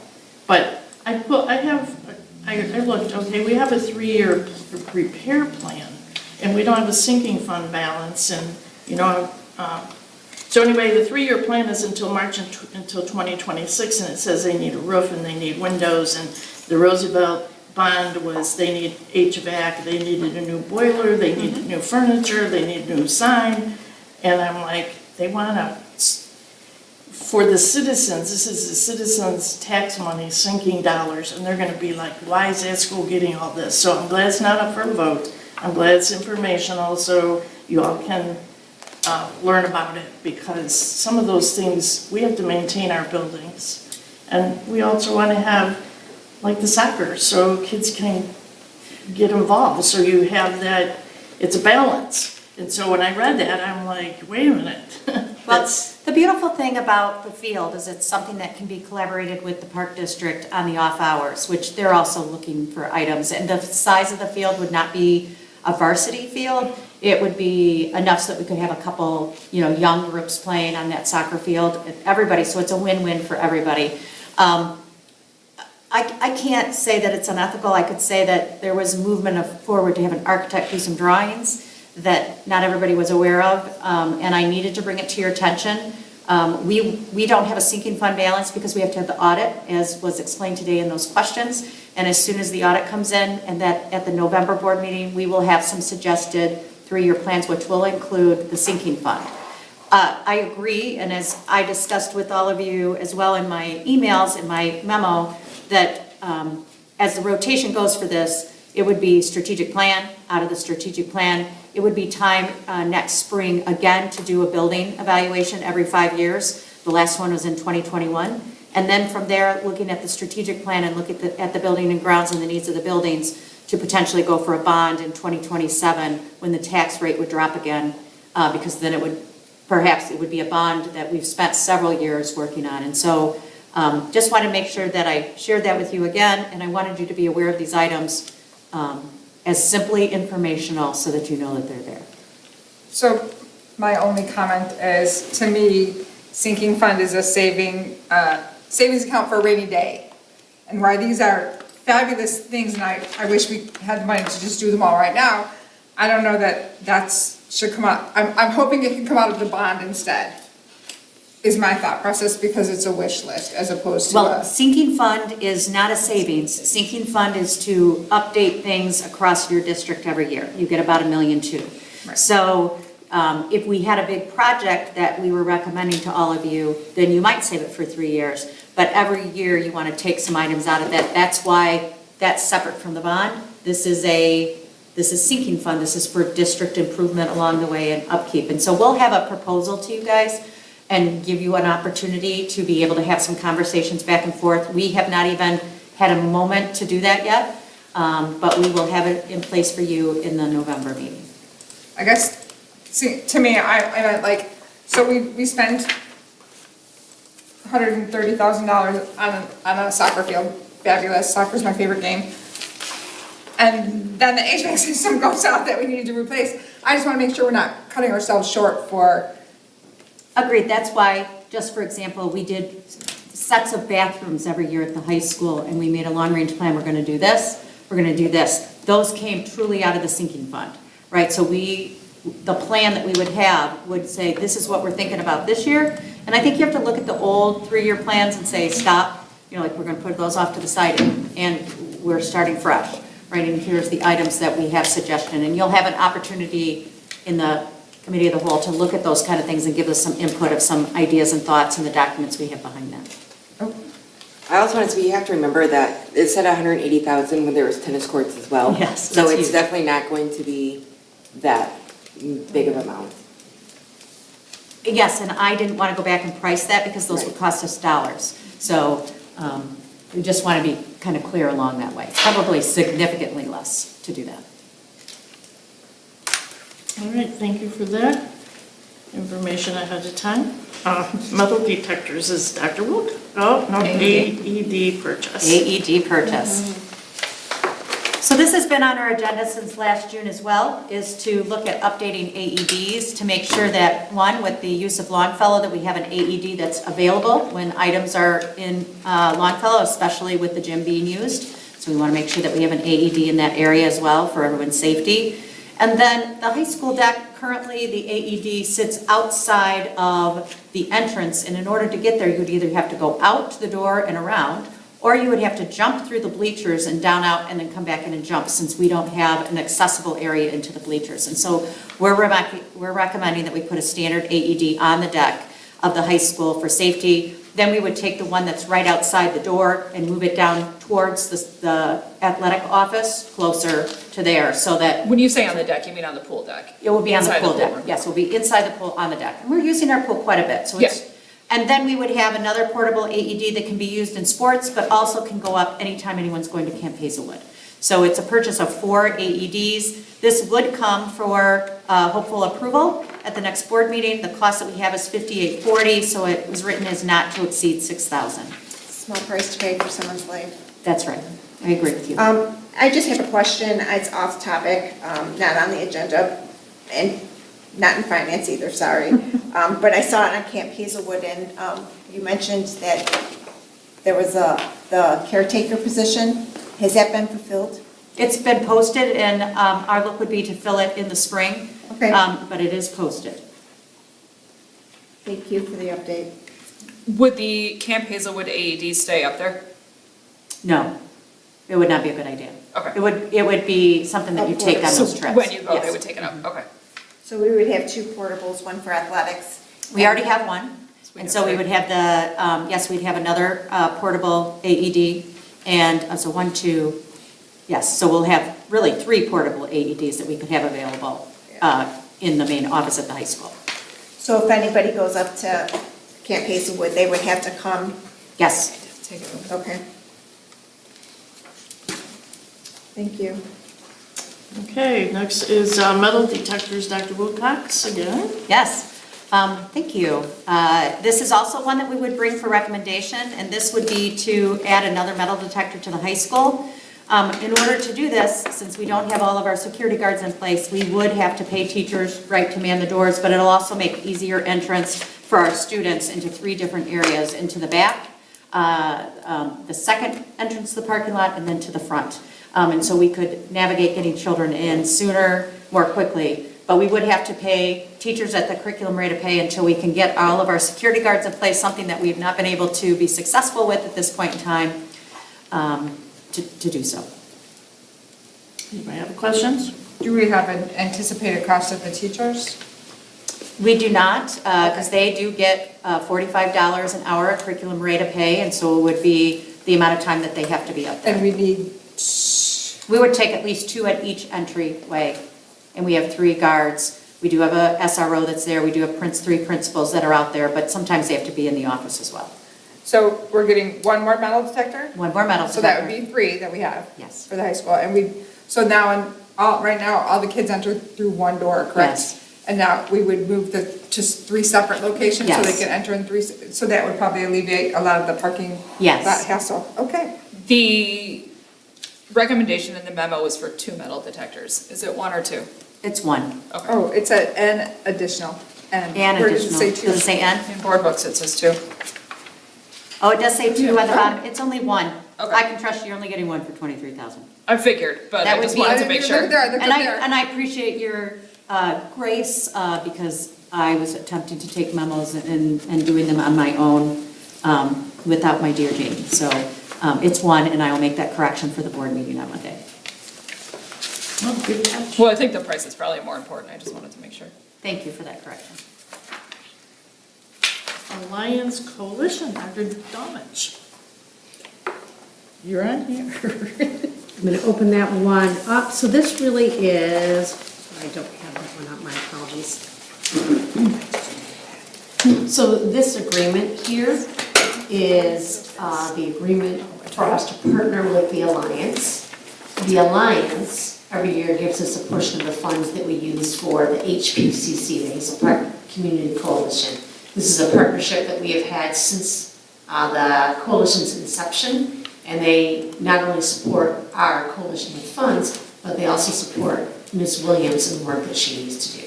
So this is a yearly MOU. We wanted to bring it forth to the board to get this in place. So again, we can leverage those funds and we can take advantage of all the positive support and substance use and abuse tools that they bring forth to our coalition as well as the community. The purpose for bringing this forth also is that the board had concerns about us supporting organizations, like in the past we did Promise Zone, we did the Junior Vikings, and then also here, and so we wanted to make sure that as requested that this was brought in front of the board. It should be a month ago, that it got sent in an awkward time, so this is really late, but I let them know that this had to wait until after the October board meeting for approval. So this isn't costing us anything? No, it is Okay. directly flow through in and out, and with the $125,000 a year that we get from the DFC grant, everything's covered. It has never cost us anything. Okay, well, it just says funding source, general fund, so I wasn't sure, I just. Well, because it's flowing into our general fund and out again. Would you like me to write that differently? It's really your board packet, so. Okay, we're That good. answered my question. Millennium Copier, Dr. Wilcox. Okay, so you approved in June a copier contract, and when they delivered the copiers, they delivered us black and whites with scanning capabilities, which is not what we needed to make the transition, and so we needed to bring forth this agreement that increases the cost with color copiers. The trade-out for this is that we don't have to pay any more for any ink, or that's all included into this cost, and that we will be removing all those printers. They've slowly been removed as people need ink, as we're not purchasing any ink, and the copiers are working fine. We still have to implement the codes that are going in and the scanning capabilities, where when you come up, you'll scan, but that happens to be with some software that they didn't get the right level, so we're waiting on that. But the copiers, the color copiers are in and in place. Anybody, questions? So it's just, an additional about $1,500 a month, just Yes. under. Yes, 1,500. we wanted to make sure that we had that approved. And that's across the board, right? Across Not the like every building, every copier? No, that's across the board. Okay. That's all the buildings? That's all the buildings. Copiers are very important in buildings. Sure. So is paper. Okay, 35M literacy, Dr. Donich. So we shared maybe a couple of weeks ago in a board meeting that we were awarded the 55M grant dollars in the amount of $288,842. This allows us to support our elementary buildings in doing some additional training in a intervention and a program called Orton Gillingham. It is an explicit direct instruction program that builds strong foundational skills. This is not a replacement, certainly, of our core, that's our tier 1 core resource, but this is something teachers can use in addition to that. This includes, as you see in there, training, it includes resources and materials. It also includes consultation and coaching from IMSI, which is the organization that provides the training. So this is a nice sum of money that can really positively impact students or teachers from preschool all the way up through 5th grade, which ultimately will have a positive impact on our students. So we're bringing the budget forth in the hopes that we can approve this budget and move things forward. And note in there, the budget, as I always say, a little bit of flex with this. We might have a few more teachers that we have to train and spend less on materials, but essentially, this is what those materials are going to go for, and we're ready to move that forward, pending that approval next week from the board. The exciting part of this is continued work on raising those scores and best practices that are in place. So kudos to our teaching and learning department that continues to win these grants, these competitive grants for Hazel Park schools. And this is 100% grant funded? Correct. It's a nice grant. So I had asked, I'm sure that we have to repurchase materials or digital licenses. Will we be possible to get a grant to cover those in coming years? Can we extend our grant to Reba High? Perhaps. I think there, if you looked at the new budget, one of the things that the state has definitely prioritized is literacy. That is a strong vein through purchase of materials as well as professional learning for teachers. So while I can't guarantee that there's going to be more grant funding, I certainly think the state's going to try to prioritize that. As Dr. Wilcox and I always say, if there's money out there, we're not leaving it on the table. So while it is sometimes challenging and some work for myself as well as the business department, we have a lot of meetings out of those. We know it's important for our students, and we're going to go for anything that we can to help our work and help move things forward. I just knew that we were gonna ask that it has to be renewed every year, and that would be something that we'd have to renew every year.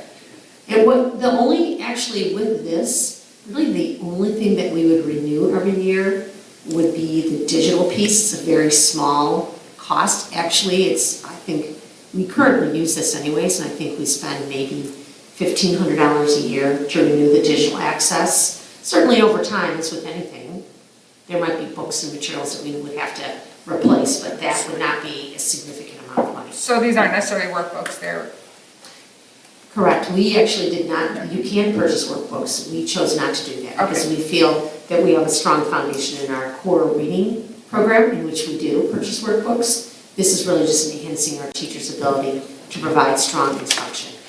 thank you. That was fabulous, thank you.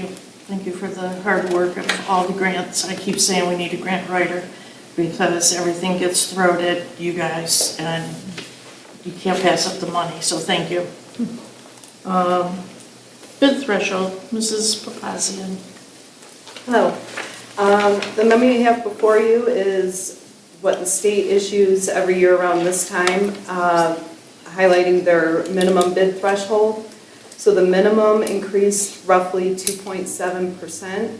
It's now at $31,321.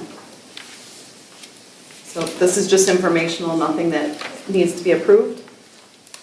I just had a quick question on this. The top half is for ISDs only, and the bottom two are for schools. So the top half doesn't really pertain to us. Correct. Okay, I thought that was true, I just wanted to make sure. Okay, thank you. We have monthly financial report. You're up with Crystal. If anybody has questions, I don't have any. I've been Spencer, Ms. Chana did. If I had questions, I'll email them. Can we get all of the bills as a board for like the Allen Law Group and everything else we have paid this year? Can you say that again? I missed part of it. So I noticed that we had 2 Allen Law Group payments. I just wanted to see the bills. For just Allen Law Group? No, for all of them, so. Troon, Clark yeah, Hill. Please.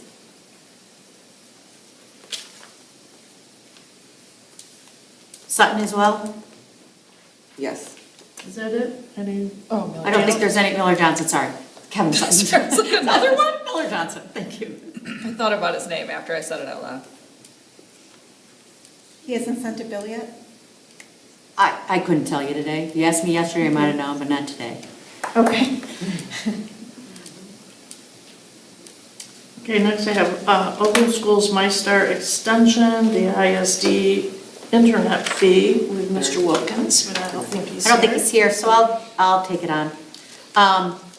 So we have My Starlight that we have to renew. And if you have questions about this specifically, Megan or Stephanie can tell you about that. And then our yearly consortium fee is internet agreement. And so this is some of the questions that you've had along the way that I've been listening to over the last several months is how come we don't know about that? Well, these are fees that you just have as part of being part of the ISD and part of the work you have to do. And so we're trying to make sure that we highlight and bring all of these ahead of you for your approval, but they are just year-to-year costs that you don't really sign an agreement to, you just do them. So. Do we have MyStar Lite just because it still holds data that's not in PowerSchool? Correct. So there's a both and. For this particular fee, this $4,055.49, that actually was to extend our access to all the data in MyStar for 6 months because we're still pulling data out to put it into PowerSchool. Okay. We have 2 or 3 years in there, but we have to pull all of our historical data, and it takes time to grab that data. And then, because it's a different system, we can't just take information out of MyStar and push it right into Power School. There has to be a lot of analysis and cleaning up of the data, and then we can import it. So this gives us that period of time. In addition, that's how we bill Medicaid.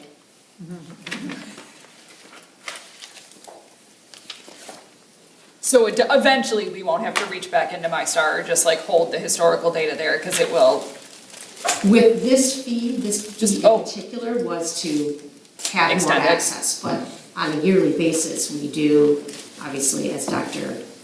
Osmond said, we bill Medicaid for Medicaid. that. Bill Medicaid. So, And that's a huge, Yeah. how much was it Correct. last year? Oh, I think around 700,000. Yeah, I remember from Yes. So, there will be some of that. And the hopes are, as more school districts have joined Power School, a larger majority in, that they will continue to build their Power School, and maybe they'll make allowances to think through both programs, just not MyStar, when they're looking at all these items. So we're gonna have to pay the consortium fee because we use it for Medicaid in the future. We're just gonna have to keep paying the 10,000 because we use it for something else. Well, the 10,000 is for internet. That's for. The- Oh, That's okay. considered. Got you, sorry. Oh, it says. Okay, next is Don Sovey conversation. This is on here, because we know next week we vote on all of these items that we've received, so I have some things to say. I guess I'll say mine first.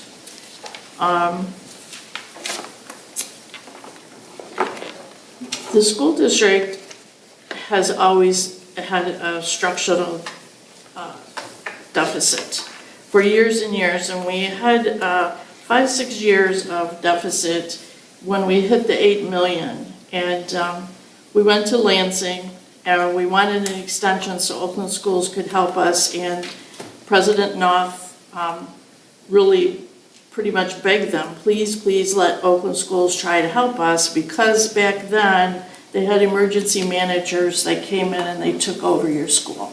And now they have partnership agreements. They don't come in and take you over anymore.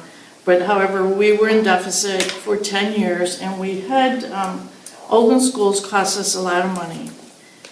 We had quite a mess in the finance department, and we had to pay the bills, we had to have the experts in here. And that's how I feel about Mr. Sovey and his site assessment and his business. We had Dr. Wilcox had Terry Less come from Oakland Schools. She said we have critical areas that need improvement, and she mentioned over and over about reconciliation. We have a 2.5-page report from her. There's a lot of work to do in our finances, according to her, also according to Mr. Sovey. Both people feel that our finance people are very good and very equipped to do this. They have full confidence in them leading us out, but we need help like when we had Oakland Schools. The audit in 2023 and 2024 both cite that our process was very bad. We did not reconcile our books. The audit process included unavailable revenue in the general fund of approximately $230,000 that we didn't even have. But for 2 repeated audits, the 2024 also cites that we are not efficient in our reconciliations. And Ms. Less also says we're not, that's like major. And she says it's hard for our department to catch up. And I just think that we need Mr. Sovey's services like we needed Oakland Schools. And Oakland Schools wrote our plan, and they took us out of the deficit, and we stuck to what they said. Now, I know we're gonna hear if we have a deficit or not in the next couple weeks, but we still, according to these 2 reports, have a tremendous amount of work to catch up on, I think, from what they're telling us. So I have every confidence in Monica and Crystal, myself also. So I think they do a fine job, and they were given quite a bit of work down there. And we had Matt Miller here for 10 months. He was also helping us. And he's excellent. He was helping them, he was teaching them, and we were fortunate to have Mr. Miller back here. So anyways, even after 10 months, we have 2 reports that say we have work. And we have to do our money. We have a staff to pay. We have kids that need teachers. We have people here that need to get grants and do special ed and a number of great things that they do. So I just am in favor of, hiring him. And he also would do the zero-based budgeting. Ms. Les told us last week that position-based budgeting, they can work hand in hand. Position-based budgeting is looking at staff, who's working here, how much they're getting paid, a breakdown of that area, and then his 15% would be purchases of curriculum, purchases of supplies, etc. So he would handle the other part that the position-based budgeting is not handling. Do we have an estimate on what he's expecting to get paid from all of this? It's a lot more, and we're already asking in a little bit for us to pay overages of that 25,000. It's a small price to pay. It's not a small Okay, price. It is a small price It's to pay. not. Let her finish.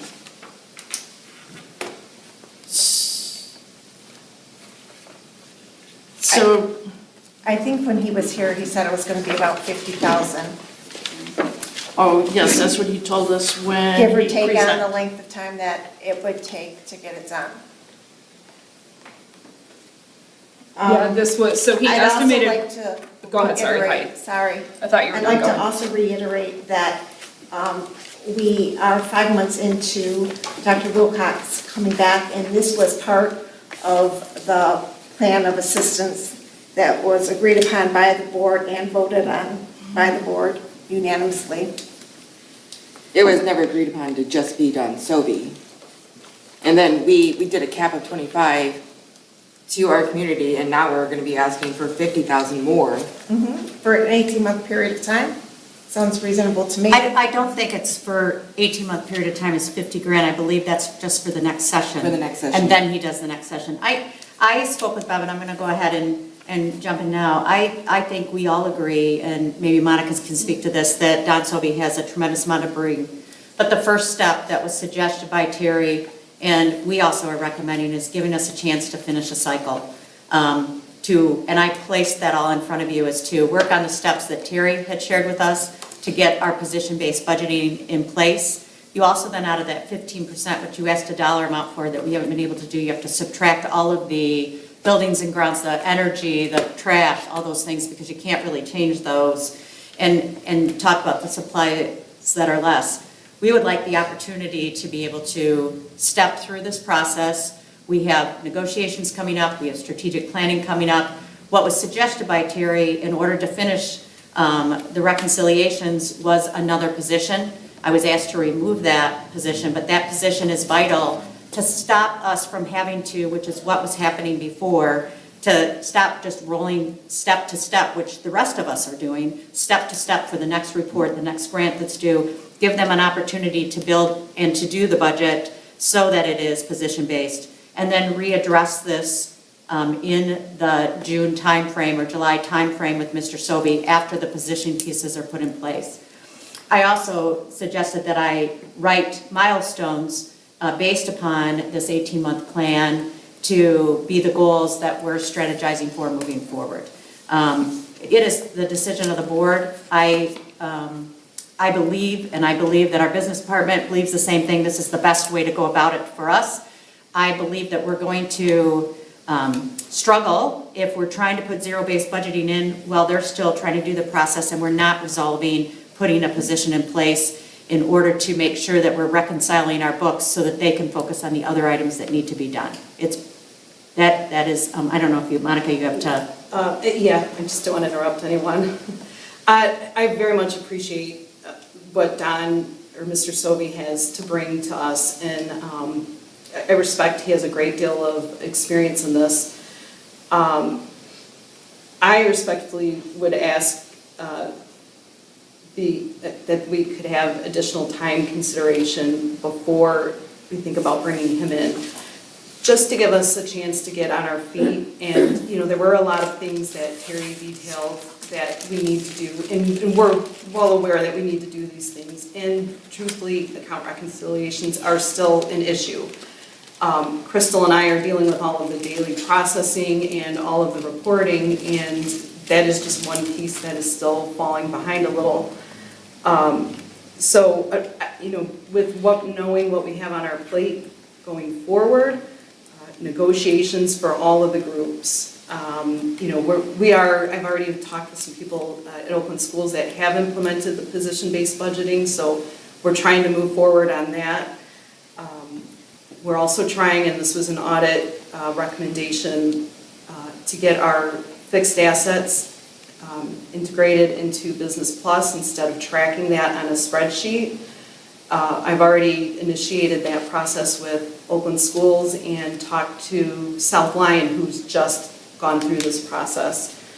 You know, there are a lot of, and I think Terry touched on this a little bit, but there are a lot of processes that we're trying to tighten up so that we can have better procedures. Just payroll, accounts payable, grants, and even for the audit, which, you know, account recs are part of that. But there are a lot of work pieces that we're really focusing on so that we're in a better place. And then I think we would be better suited at that time, have more time to devote to what Mr. Sobey wants to walk us through. I think just postponing it would make our time with him more effective and give us an opportunity to prepare for that work.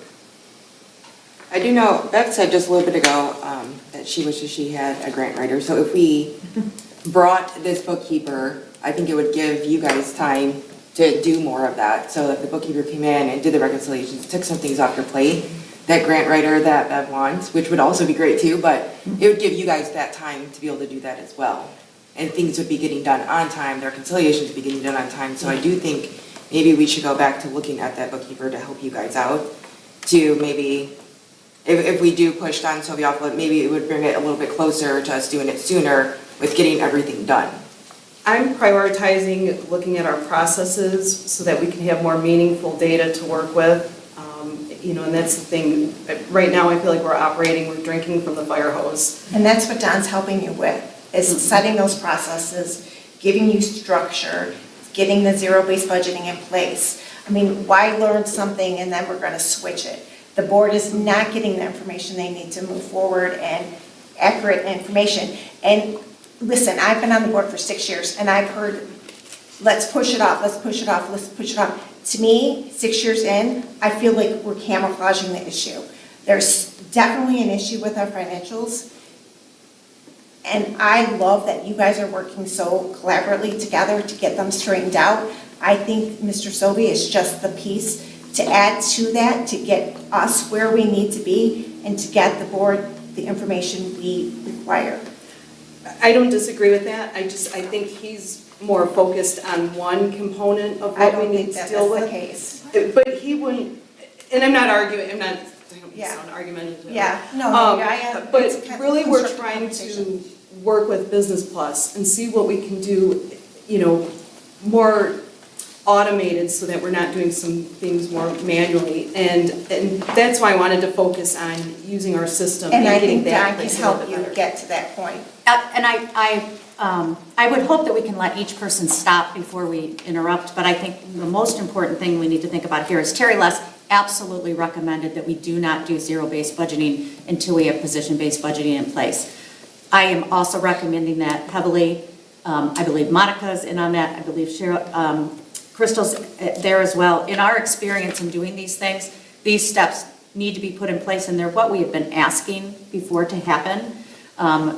But Matt and Jason, that wasn't their step. They were just strictly rollover. And so it was the recommendation that Terry had to all of us, let's get this in place first and then go to that step.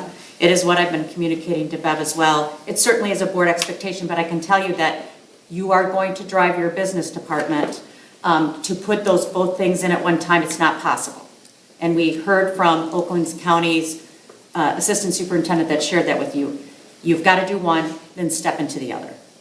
He did not share that with me. No, she did. Terry did. Terry List. To all of you last week. Didn't she say that position-based budgeting is a tool? It is not a budgeting, it's not a budget, it's a tool. Zero-based budgeting is how you budget, and position-based budgeting is a tool to help you with that. Isn't that what I heard last week? Yeah, sort of. She did say that position-based budgeting was not a method in and of itself, that it was a tool that existed within another budget structure. Correct. She did, however, also say, I mean, like flat out verbatim, that she strongly recommended that Hazel Park not adopt zero-based budgeting at this time because it was incredibly time-consuming, that it would cut into processes and procedures that they were still working on, and that it would effectively grind to a halt any of the other things that have been making progress and have been moving forward. And I think Don Sobey's presentation and Don Sobey's site assessment report are like 100% focused strictly on zero-based budgeting. I mean, his entire thing is, even back to his engagement letter, that they cannot create policies, they do not detect errors, they do not do anything other than make these recommendations. Again, solely focused on zero-based budgeting. And I'm really uncomfortable with the amount of money that it would cost to solely work on this one individual thing. Also looking back, he came and he gave us this presentation. He had a partner that was with him, Rochelle. They spoke really, really highly about the work that he had done in L'Anse Creuse, the work that he had done in Charlotte, the work that he had done across the state. I went back and looked at the business office structure in L'Anse Creuse and the things that have happened there over the past 3 to 4 years, which is sort of where we are right now. And it is a community in uproar about their business officials. I watched a couple of their board meetings, and they even have someone that comes to a public comment and says specifically that Rochelle and their superintendent had to abandon ship just as soon as they were coming through. We also heard that Don Sobey was highly recommended by MDE, which is where both of those staff went to. L'Anse Creuse, where Rochelle and Don both sat at that table and told us that they had made significant progress with zero-based budgeting, that everything that they had done was solely focused on this. Over the past 3 years, since 2003, they have overspent their budget by $2.5 million, $5.1 million, and $5.3 million. His engagement letter was one thing. It gave a dollar value of $245 an hour for him, $125 per hour for his assistant. He had no recommendations that were related to zero-based budgeting. In his engagement letter, of his recommendations, most of them were for headhunting or searching for business office staff, which is not something that he would be doing for us here.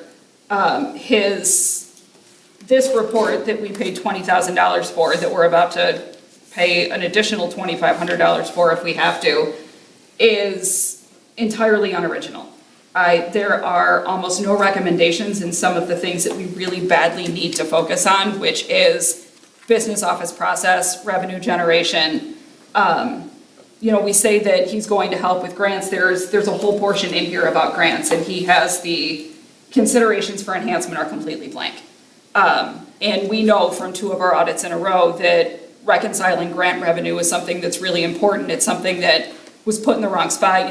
It's one of those things that sort of like put us in a catalyst into this position that we're in. This is a lot of money, and my worry is that this is not the guy. We have somebody that that has dug into our finances, that have said zero-based budgeting is not what you need right now. She strongly recommended against it. I mean, she was here, we can go back, we can watch the video, we can, get exactly what she said.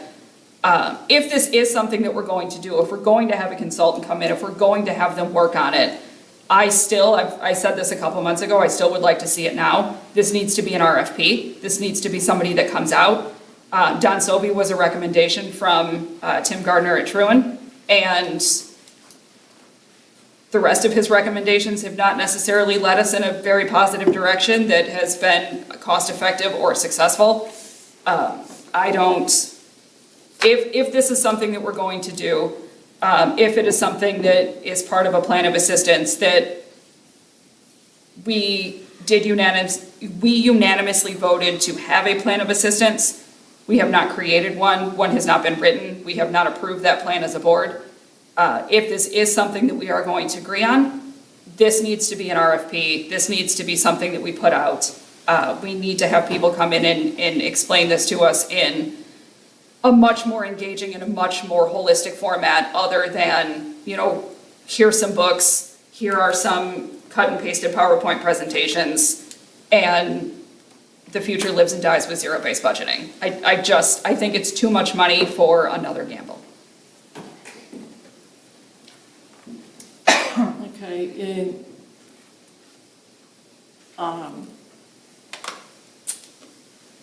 Ms. Les, I would have to go back and I'll have to watch the video, because she said zero-based budgeting and position-based budgeting work hand in hand and can be done at the same time.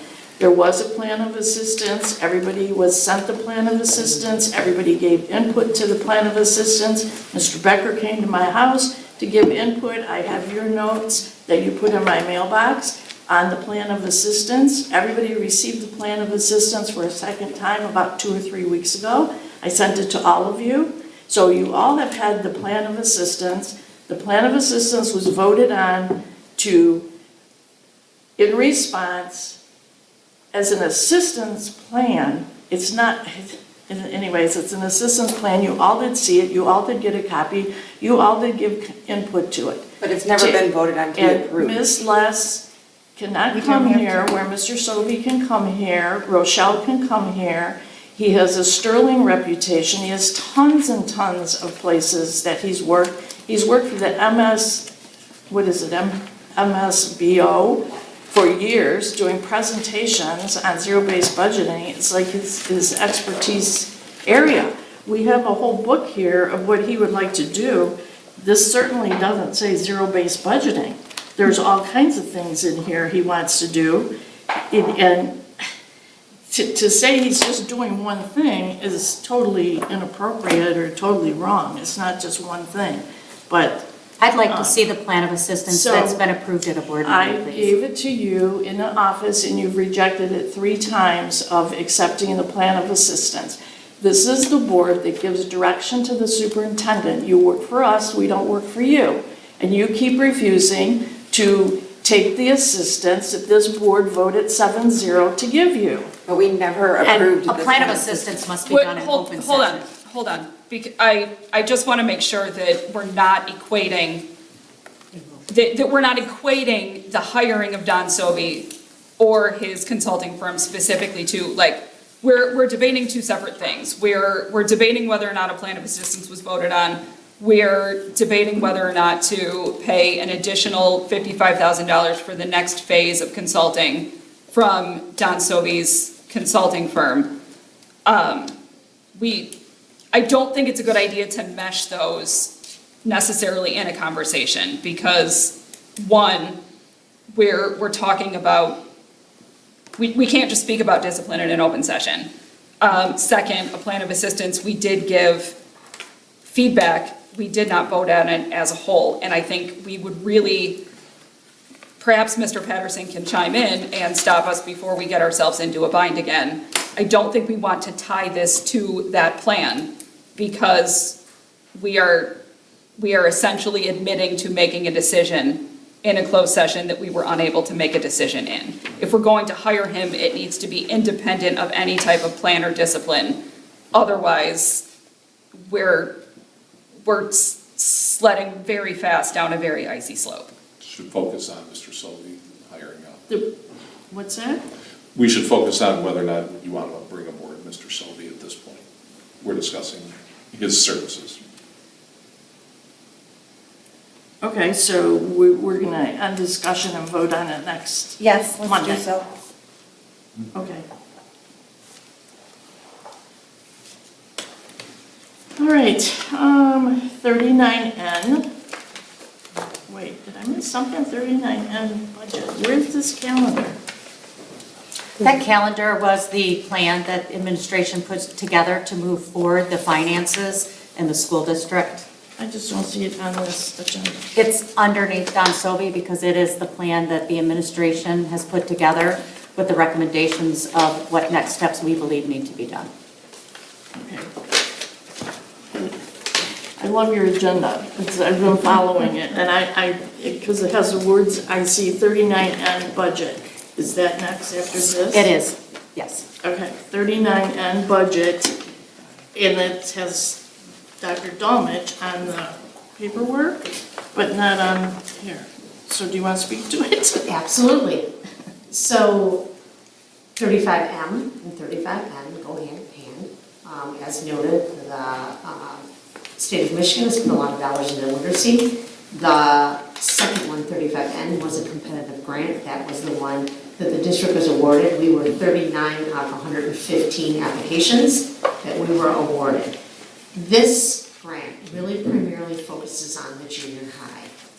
And in the $187,500, the vast portion of it is going to go to adding a third MTSS teacher. As you know, the junior high transitioned to a teaming model this year, and one of the priorities was to make sure that there was an MTSS teacher that was dedicated to each team. So there's a 6th grade dedicated MTSS teacher, there's a 7th grade, and we'll have an 8th grade. In addition to that, you'll see a small portion of dollars for training as well. So training, being for a staff member, and then the final piece is that we know that some of our students would benefit from more opportunities for before and after school intensive interventions, and we do have some dollars allocated to paying our teachers to implement those. So that is the whole of the 35N budget targeted for the junior high. So it has MTSS teacher, 120,000. Who is the staff before and after school? Is that like a para person? Or? No, those would be teachers. Those are teachers Those also? are teachers, and they would be paid the hourly curriculum rate to do the before and after school tutoring. And the goal would be, again, having some of our, potentially some of our training interventionists doing that so we can positively impact our students. Thank you. And this also has some of that Orton Gillingham, so that they would be able to scaffold on that Correct. K-5 that we just voted on. I do just have one clarification about the memo, to be sure that it's not an emergency. Does this need to be expended by September 30th, 2026? Like, this Yes. isn't one of those where we have to Not hurry up and spend it, right? 2025. Okay. Thank you for noticing that. I will make that. Well, I know before we had some that we had to like spend out really quick, Correct. so I wanted to make sure we weren't gonna put you at a loss if we waited. Thank you, I Okay. appreciate that. Okay, P card approval. So we are coming to the board with a request to consider allowing our CTE teachers, and our CTE teachers are doing woodworking, the welding courses. I think probably as we know, when we think about those things in the business courses, they really need a lot of access to materials and resources. And sometimes they don't necessarily know ahead what they're going to need. So we are proposing that those individuals have a P card with a limit of $2,500 per month. And when I say $2,500, it doesn't mean that they would spend $2,500, but they would have that ability. We know, for example, our welding teacher for years, he's actually had to go to another company to have this company make some pieces that he uses because he can't get them in a really quick, fluent manner. He's sometimes, if they're welding and they're building things, sometimes they're building something and they need a new tool. So what we hope to do is give them the ability to be very responsive to what's happening in those courses. Now, of course, just like with anyone that would have a P card, there would have to be training, there would be oversight to ensure that that was aligned with the budgeted dollars that we have for CTE. Not all of it necessarily would be covered with CTE funds, but the vast majority would be. And they would have to come up with some sort of a proposed budget for each course, because we have 4 courses that we would be using those funds for. We just really think this is really important. I know that in other districts, and I'll just speak from my experience, my son works in Rochester. He is a STEM teacher, and he too sometimes needs things in a very quick, responsive manner that would take too long to go through the regular process. So it would be very helpful, and we're just asking the board to consider that these individuals would have that ability to have a P card, know that there would be oversight around not only utilizing it, but also what they were spending the funds on. And I just want to mention, this was a request from them because they were having to spend their own dollars and then oftentimes lose tax because not all the places takes the tax exempt in that manner, that he had to do it quickly versus, and then wait for the receipts and wait for the reimbursement on their own dollars, which should never have to happen. And so this is a way to, they have pieces and parts they have to get in order for the kids to move the projects forward. Okay, I have a quick question. So 4 classes, metals, wood, Just metals and wood. so it's not 4, is there 2, because it says specifically for the district's 4 career and technical education teachers. Metals So and wood, there's but only- high school and junior high. There's our. 3 teachers, yeah. There's admin, yeah. The ATON, and then I do believe the business course sometimes. I don't think he needs one. Okay. I don't think he, Okay. yeah. Oh, so it's gonna be 3. 3. Okay. I guess my question is, what is their budget on a yearly basis for spending for material? I do not have that exactly in terms of how much they usually spend. I certainly believe that we could. He told me 4,000 to 5,000 a year is what he spends in metals. Then I think if the budget's that much, why are we giving him a $2,500 limit? So, Oh, that would be what he spends in a year, but when you buy metals, you have to buy a larger amount at that point in time. And so, and/or he has to just go get some small pieces to fit in something. It is, we need to help move our classes forward. We have a full array of metals and wood shop, and ordering things take time, and being able to go and get it is quickly, and this way it takes them from off of having to do this themselves. Do the junior high, so is it $4,000 for wood, $4,000 for metal at the high school, another $4,000 and $4,000 at the junior high? No. Or how does that? I can't is it answer the- that. We can attempt to have them bring back what the amount is, but when I asked how much it cost, he said to me about 4,000 to 5,000 a year is what he spends on metal and things that he has to go out and run through his own credit cards. It costs money to run those. We certainly can try to do a pull. Again, because we don't have those positions in place in the budgeting process, I don't know if that you can easily pull them out in the way, which is what we're working towards.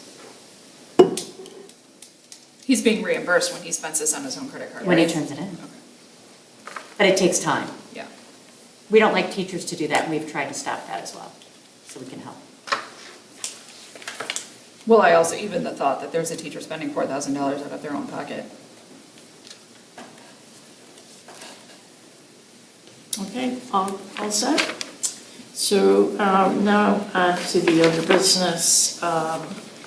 Regular meeting is October 20th at 6 o'clock, and the audit is October 30th at 5:30. And somebody asked me if we should talk about combining. Do you want to just do October 30th regular meeting with the audit, or do you want to have 2 meetings? my problem with the 30th is I have something at Webb that day. We do our trick or treats. That is the only day that we can do the audit. And so that's the only day they can come unless they come in November, and then your audit would be late.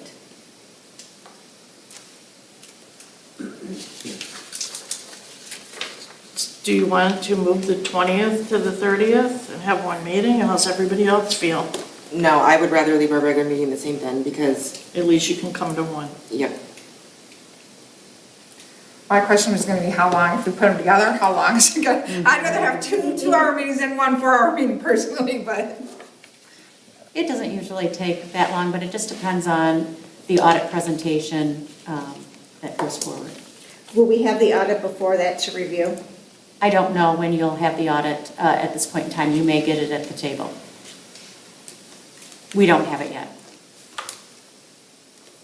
Okay, all right, then we'll leave it at 2 meetings. I think that's pretty agreed upon. November 3rd at 5:30 is workshop, student system of support and data presentation. And then we have portrait of a graduate. This is beautiful.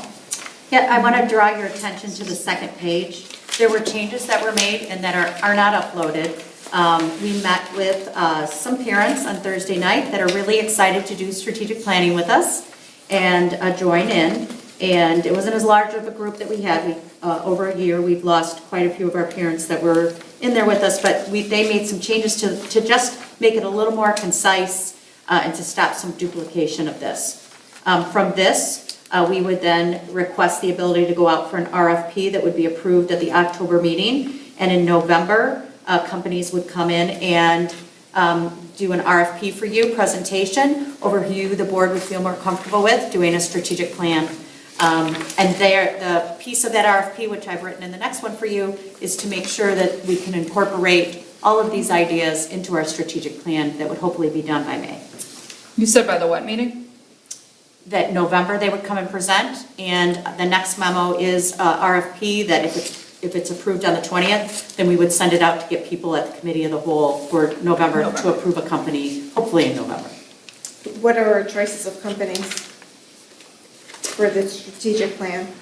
In the memo, I wrote some examples of companies, I believe. Okay. In the first paragraph My that printer says. stopped it.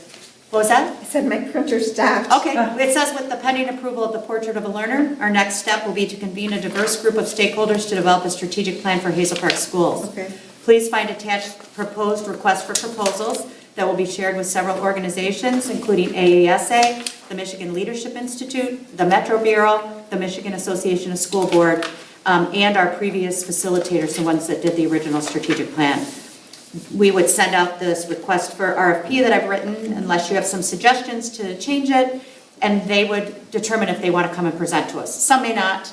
As I spoke with MASB, they only allow their people to do 2 at one time, and not everybody does strategic plans. So depending on the organization, you may find that you can't start until later in the spring, or something along those lines, to get the facilitator that you want. They would work to match a facilitator that would meet the needs. And so these are the organizations that I'm aware of that do it. AASA has the Portrait of a Learner organization that's up and underneath them there. And so we would send this out to all of them and see what they bring back, and we would determine, I'd meet with Bev and determine if she wants to see all of them or just a few. Are you gonna send these out like right away? We would need approval at the next board meeting. Yeah. So this is for approval this is for discussion and any changes, and then next Monday, we would do it, and it should be pretty easy to go right out after that, because I believe I have it all written, unless somebody sees some errors, which could be. Perfect. I do want to say thank you real quick to the 2 parents that did show up for the Portrait of a Learner. Dr. Wilcox did say it was small, but it was mighty. We were a good group that day. And I do just want to say thank you to Chartwell's for the amazing dinner, because those stuffed shells were awesome. Yes, they were. There's not a specific amount of days that this needs to be out for RFP, is it? No, but we would set for them to come back at the committee of the whole to Yeah. do those presentations. Well, I just wanted to make sure that we weren't going to kneecap ourselves and then have to wait. Like, it doesn't need to be out for like a minimum of 7 days or No, something. you're not Okay. going to get anybody to come until January or February at the earliest at this point in time, as I kind of explained along Yeah. the way. You go for RFP, then they get a chance to respond. If all of them can't respond in that time frame, we may say, hey, do you want to do the presentation in December? But we would push to have that at the committee of the whole in November, so that we could get it approved at the November board meeting, and then start getting dates and the strategies put in place. They're all going to kind of look the same. They're going to get stakeholders together. They're going to hear what you guys say, what teachers say, and have groups, and it'll happen over a period of time, just like the Portrait of a Learner. Perfect. Okay. My agenda's a little different. I don't, is it the invoice? I have like 6 things and you said after number 4. We have retreat December date. Retreat December, and then is it after there? Yes. Okay. Yeah, so the retreat, we cannot do a retreat in November. There's just not enough dates, and so Jamie was not here to put out in December, and the question is, do you want to push your retreat to December timeframe, or do you want to push it to Are January? we doing a Saturday? It would be a Saturday. Well, I personally like to have it as soon as possible because we already pushed it from October. But unfortunately, you guys didn't have dates in October that would Right. work. And then November's not working. November's not working because it's Thanksgiving, and Mrs. Hinton's taking a well-deserved time break. And so it pushes it off into December. So it'd be 6th, which is the dance competition, the 13th. Is the 6th the first? Which Is is- it dance competition? 6th December is dance, December 6th. December 13th is holiday basket, and December 20th has nothing. I don't know. That's too close to Christmas. December 20th Yeah, is I like, can't by remember. definition, not a good date. This is where we talk about putting everything in. It's a lot. So if Yeah. we move to January, then January 10th is open. January 17th, it's in United Oaks has an open school day, so that would be okay. But the 19th is Martin Luther King Day, so you might take a long weekend that people might not want to do. Then there's the 24th, that's fine, as well as January 31st. So January seems a little bit more open, and you could do a January and then extend into February, or you could move that one to March, so you do the 2 of them. I'm open to any dates in Yeah. December or January. I mean, if our 2 best choices are December 20th or January 10th, I You're gonna go to would just as soon push the Saturday before Christmas is a not. super long holiday weekend. It's not gonna, So I can't imagine any of us are gonna wanna give up that whole weekend. January 10th, is it, that's what I'm. January 10th is what I'm hearing. I have not Is it- cross-checked January 10th, because I didn't, until we're talking out loud, think that would move to January. But I will just make sure there's no school board conference that weekend. I don't think that there is. Can be like the tentative date. Okay, so we'll do a tentative January 10th, and if you can check your calendars, and it looks like it could be January 10th or January 24th could be the second date if somebody has something big on the 10th. Is that fair? I think so. Great. That was a challenge. It was. I've been working on that for 2 months. 7 calendars. Okay, Before we go into closed session, I'd like to make a motion to extend the school and municipal advisory services from $25,000 to $27,852, which is an additional $2,852, and for this invoice to be paid ASAP. Just a comment, Support. go ahead. Support. Bills are paid on Thursdays, and I don't know if they're paid this week, Crystal? Yes, so it would go out Thursday. Perfect. That's as soon as possible. is that paid in full? Yeah, I have a question because on the bottom it says amount due 69.69, Yeah, but you're saying 28.52. yeah, his original invoice was $20,883. Oh, I see, okay. $20,883. So part of this is covered by what we already approved. Correct. Gotcha, okay.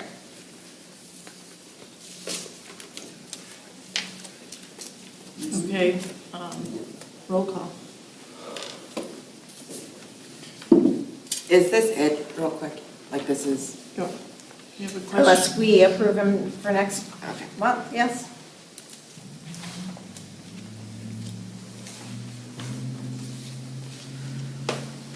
Roll call?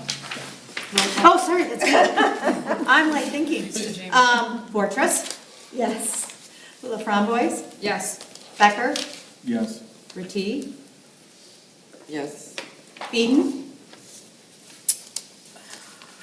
I know that we have to, I know that this is an invoice that is sitting in front of us, but I last week we just told students at the high school that they needed to fundraise for their own drama trip because we didn't want to spend money on something prior to our audit. It's a vote. And it is, The I mean, session's over. it doesn't sit well with me. I know, but I'm allowed to explain why I'm voting. And he knew how much money he had, no. Hinton? Yes. Okay, motion carries. Need a motion to go recess into closed session? Motion to recess into closed session, 8H, to consider material exempt from discussion or disclosure by state or federal statute, attorney-client privilege, and 8C. Does it cover both of them, or are we having two sessions? No, we'll do it all in one. Okay. It would be- And 8C for strategy and negotiation sessions connected with the negotiation of a collective bargaining agreement if either negotiating party requests a closed hearing. Support. All right, motion for closed session by April, support by Debbie, all in favor? Aye. Aye. Aye.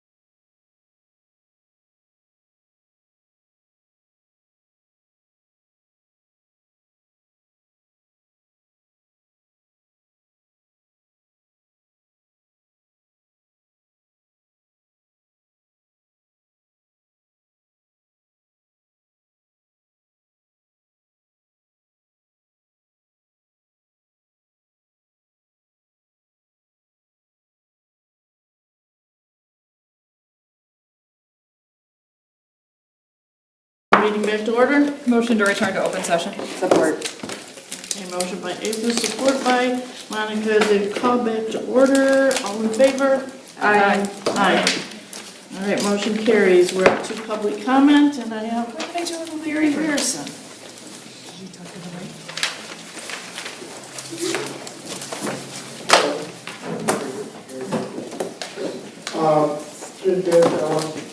Put it on record, I apologize. I came here last time and I didn't know what I was talking about it. We can't hear you, Gary, or at least I can't. I want to apologize to James Patterson. Last time I came here, I really didn't know what I was talking about. I watched stuff, and after doing my homework, I apologize, and I hope you can forgive me for that. I'm here because I applied for the wrestling coaching job. I talked to Amy several times. I talked to AD. I talked to Christine Herron. And then I called the HR girl. I apologized to her because she told me she'd have nothing to do with it. So the high school job was open, and Pat Wright was still the coach. He was the coach for a couple weeks after, like, I'm stepping down, I'm stepping down, I'm stepping down. Okay, I have no problem with Pat Wright. None at all. I'm not here to cause problems, no friction. Hazel Park is my home. I love Hazel Park. I'm here. So it kept on going. Pat's like, it's your job, your job. I call AD, and AD's like, we'll be doing something next week. Christine Herron puts him on in the back. I have it on, I tape recorded every conversation I had with Amy, everybody else. I didn't say nothing about it. If you guys want to have a meeting, you school board, believe me, lights will really show up. Because Amy's like, I don't even like wrestling. Did you know my dad was a state champion in West Virginia? Oh, it's going to be a down year. We put Pat Wright at the junior high job because, he didn't feel comfortable being at the high school job, and, he was getting a lot of backlash. Listen, I talked to the former AD for 20 years. He said that is unacceptable. Unacceptable. One day he steps down, the next day he gets hired at the junior high job. There's no high school coach. Am I wrong here? I just, listen, there's one person in the background dictating everything. And then I get told, oh, you can't touch the kids. Or girls. I'm not wrestling with no girls. But you gotta show moves on the kids. No coach in the state of Michigan can coach a successful program without showing on kids. I'm not here to break them down no, if you know me, listen, wrestling's my life. I'm from Hazel Park. I'm a Hazel Park guy. My dad's from here. My dad has cancer. He was all willing to come to every wrestling meet. It's so upsetting to me. And then Amy says, Gary, stop calling people, because I called HR girl and said, how did this even happen? How did someone get hired in front of me? This is crazy. I wanted to coach a junior high program, folks. Just so you know, I can build the program. I'm coaching the youth program. I wanted to build the high school program. Gary, your time is up. You I waited a just long want you time to know, for 3 minutes. that's what happened. So, All right, thank you. Kaylin?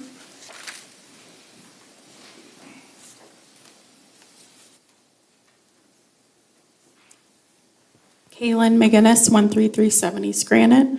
Why is the superintendent speaking on finance issues?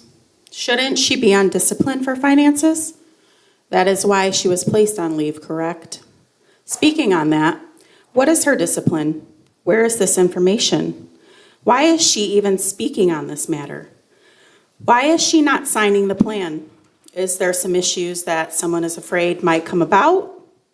Ladies, make sure you're doing your job and doing it diligently.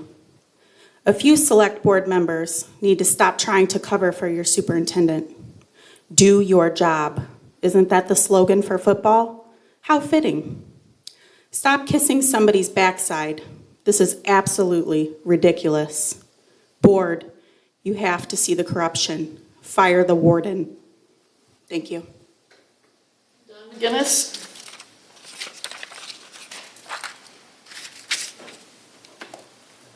Don McGinnis, 1337, East Granite.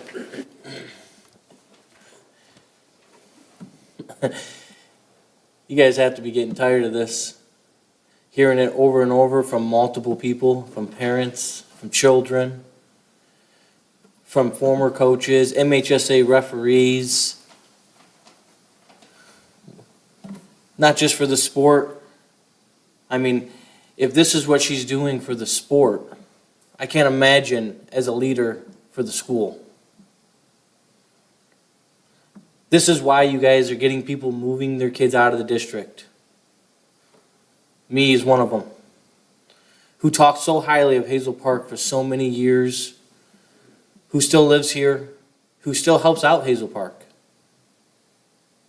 You guys need to see the bigger picture. You guys are not seeing the corruption.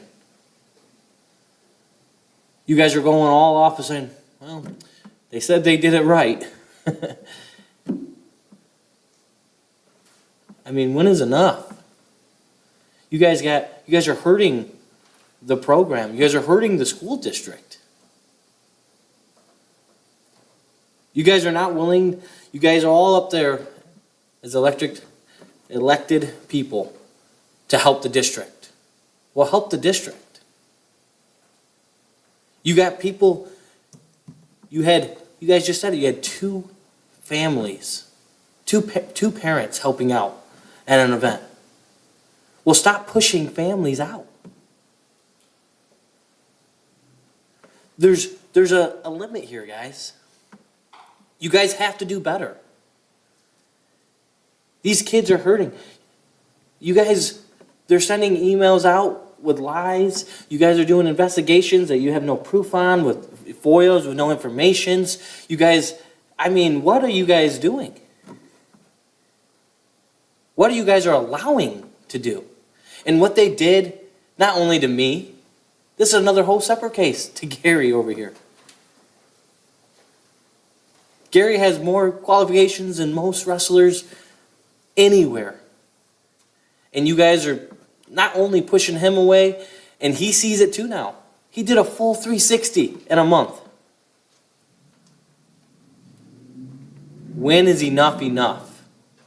When are you guys going to step up? It's time to grow a pair. It's time to do it. And that's why I will be running for school board next to all you guys to fix this corruption, because you guys ain't doing it. Take care of your employee.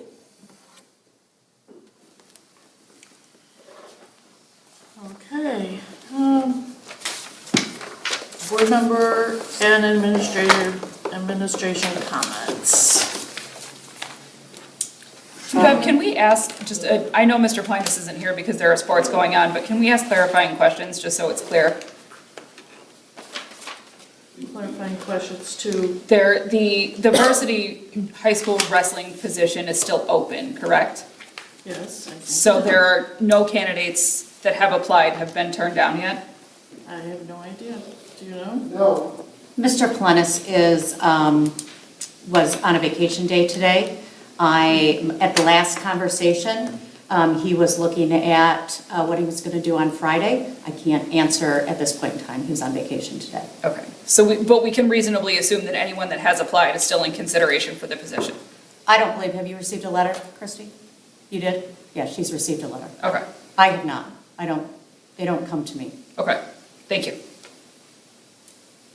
Okay, I just want to thank everyone for mainly all of last week. Homecoming is a lot to put on. Ms. Brodsky and the student council did an amazing job with decorations, and the DJ was amazing, and the kids looked beautiful. Also, thank you to all the parents and siblings and friends for the cars. I know the kids love that. I actually heard kids from the other schools say, man, that's so cool. The float and the parents and students that helped with that, and coming in clutch Officer Piper to hook it up to his truck and do it around for us, because they did not have that situated. So thank you to Officer Piper for that. And I do want to say, I know that the yes vote was hard with paying the extra over the $25,000 we did, but I also knew that we have to pay our bills. So that was hard. But I would like to talk more on Don Sovey going further.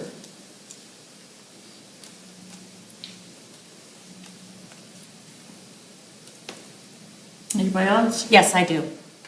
I have to say that I'm seriously concerned with statements that were made that said that I refused to sign paperwork. The paperwork was given to me. I asked what we were doing with it, and if it had been approved by the board, and it was said that it was approved by the board. And then the next meeting, Bev came in, and I had it on my agenda again to talk as well. You are not required as an administrator to ever sign anything. Nor was it appropriate today for you guys to mention anything about discipline. That's a violation of me personally. I did not give you permission to do that in public session, and it is a violation of my rights as your one employee. I have not been given a discipline that's been approved by the board, nor have I had an opportunity to discuss anything in closed session about that, which is my right, and that is what Bev and I spoke about, that if that's what the board wanted to do, I'm more than happy, but we needed to have a conversation, and my attorney needed to be involved in this. I'm not sure how any of you would feel that if people shared things about your personnel or evaluation when you're not in an evaluation in a public session, how any of you would appreciate that. I had this conversation last night with the person that stopped by my home, concerned about this whole situation as well. This is not how you move forward in a positive manner. Your administration has made a recommendation on how to move forward. I've also made a recommendation that I'd be happy to develop goals collaboratively with the board, sign off on them, and put them in my file. I'm not sure that that's been discussed with everyone as well. I work really hard here, as well as does my team. And as you continue to berate us in a public session, that is not how to get us to move forward collaboratively, holding your hand. I think we all deserve much more respect than what I was given today in the comments that were made regarding me personally and my personnel evaluation. Anybody else? I just have a request to check out the trophies for the wrestling. Oh, because can I answer that? I've been told there's a bunch of trophies in the room where athletic boosters used to, well, we're back storing now, but we were out and I heard there's a lot of trophies in there, so maybe they're in there. I would love to answer to that. So it was a decision that I was not again involved in the athletic department to split up the cases. I don't know if that started last year while I was gone. So you will see that everybody has less trophies. But if you go in there and look, there is, because I checked it this weekend when I was at the dance, there's baseball that's sharing one and softball. There's wrestling that's sharing one. I don't know how else they're shared, but each group, swimming has one now. Dance has one now, and so they have split them up. And so they took the oldest trophies down, and they left the newest ones. And so that was done with the athletic department, and is a decision at the building level in the athletic departments on how to move forward with that. So that I can talk to Chuck Plentis about this. No, I will find out why the trophies are back there. Is the boosters, or is the board asking me to remove them out of that room? Is that what you're asking about? No, I'm just asking if they're stored in there, where did they go? To check, are they in there? Oh, I thought you said they were in the boosters room. I don't know whose room it is. It was cleared out to be Chris Ratty's room. Right. And he never went in there, and we were sent to a garage to store our stuff. And then we went back in there while you were not here, and now the 2026 parents have things in there for all their decorating and wonderful things that they're doing. And I heard there was a bunch of trophies in there. So I just would like a phone call or something to Chuck, what are those trophies? Or are there even trophies in there? Maybe. We can check that out for you, about what's in there. I'm not aware of what's being stored. But again, the question was about the showcases. The showcases have been downsized for everybody to share them, so drama has one, band has one as well. As far as where the trophies are, Mr. Richardson told me they were being stored in the storage units in the basement. But I certainly are. I'm sorry. Are you asking if that's the boosters area now? Because I did believe you voted for an area, and I don't know what was decided on with George. So I thought she was just asking where the trophies are. Greg told me they were in the basement, but I have not physically seen them myself or talked to Chuck about that yet. So I will just ask Mr. Plentis what is in that room, or I'll go and see for myself what is in that room. And if the trophies are in there and if they are not in there, it's a simple question. Can you call and say, are there trophies in that room? It doesn't matter if it's a booster's room or a classroom or a storage closet. I just want to know if there's trophies in there. And I have to say, I worked at the high school for 15 years. I don't know who's doing showcases, but I think the Vikette showcase is awful. That those girls, all the history is gone. When people come back in there, that they were a Vikette and three-quarters of that trophy case is empty. I think it's, I just went to Royal Oak High School and they had trophies from 1992 in their big showcases. I think that what's happened in those showcases, I think it's wrong. I used to be in charge of having to clean those showcases and take every single solitary trophy out of there. I just want to know if they're in that room. So, Bev, I'm sorry, you talked about boosters, and so I thought you were asking about that room. We will, number one, find out what the building procedure that George and Chuck has done with the showcases. And number two, find out where the showcases are. That would be a building-based plan. We wouldn't tell somebody else how to decorate their boards or what have you. Understand people's concern, but it really is a building decision with George and with Chuck, and I believe some of that started with Tammy before I left. But I will get a written plan in my weekly update about what their plan is for those trophies. I agree that it's their decision. I think as a citizen, it's my right or my opinion to say that I think that it's wrong to remove those things. And I would tell Tammy and I would tell George to their face, I think that is wrong to remove those things. So, yeah, I understand it's up to them. I get it.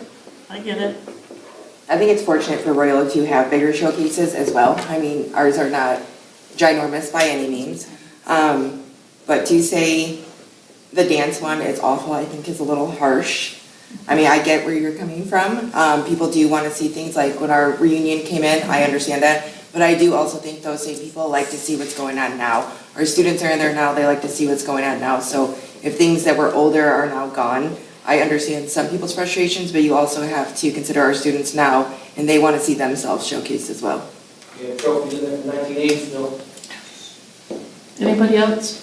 I like to just add that Hoover has their trunk or treat on this Thursday, and I was confronted by a walker, and they inquired about the stairs for the pool. They gave us a community group a couple years ago, gave us money, and those stairs have not been purchased yet, and they were just inquiring when those were going to be. I think we would have to look back and think, if you recall, that we found that we could not do what they were asking for in that pool area in order to keep it working out, but I can certainly address that again, but they gave $1,000 to purchasing those stairs, and it's not as easy just to push something in and pull it back out again. Was it 1,000 or was it more? No, I think it was 1,000. I know, I tried to go back in the minutes and find it. I know exactly. And it was a few years ago. But Jason answered that in a meeting for you guys before he left, but I can certainly I don't remember that either. Yeah, he did. And it's not as easy. They're very heavy, and so you wouldn't be able to move those in and out when you have a swim program going on in Can we there. just get an update or something? I'd have to hire somebody to come in and determine if something else can be put in there, because that would not be any of our expertise. You couldn't possibly ask the coach if there was something? I don't know that he is, I certainly can ask him. I don't know that he is qualified to be what would be accessible and appropriate in the pool. Okay, cool. Just give us an update in your weekly minutes would be great. I will. Yeah, I'll look into it. Thank you. Maybe the following week, maybe not this week. Yep, you're on, I understand. Okay, motion to adjourn? Motion to adjourn. Second. All in favor? All in favor? All right.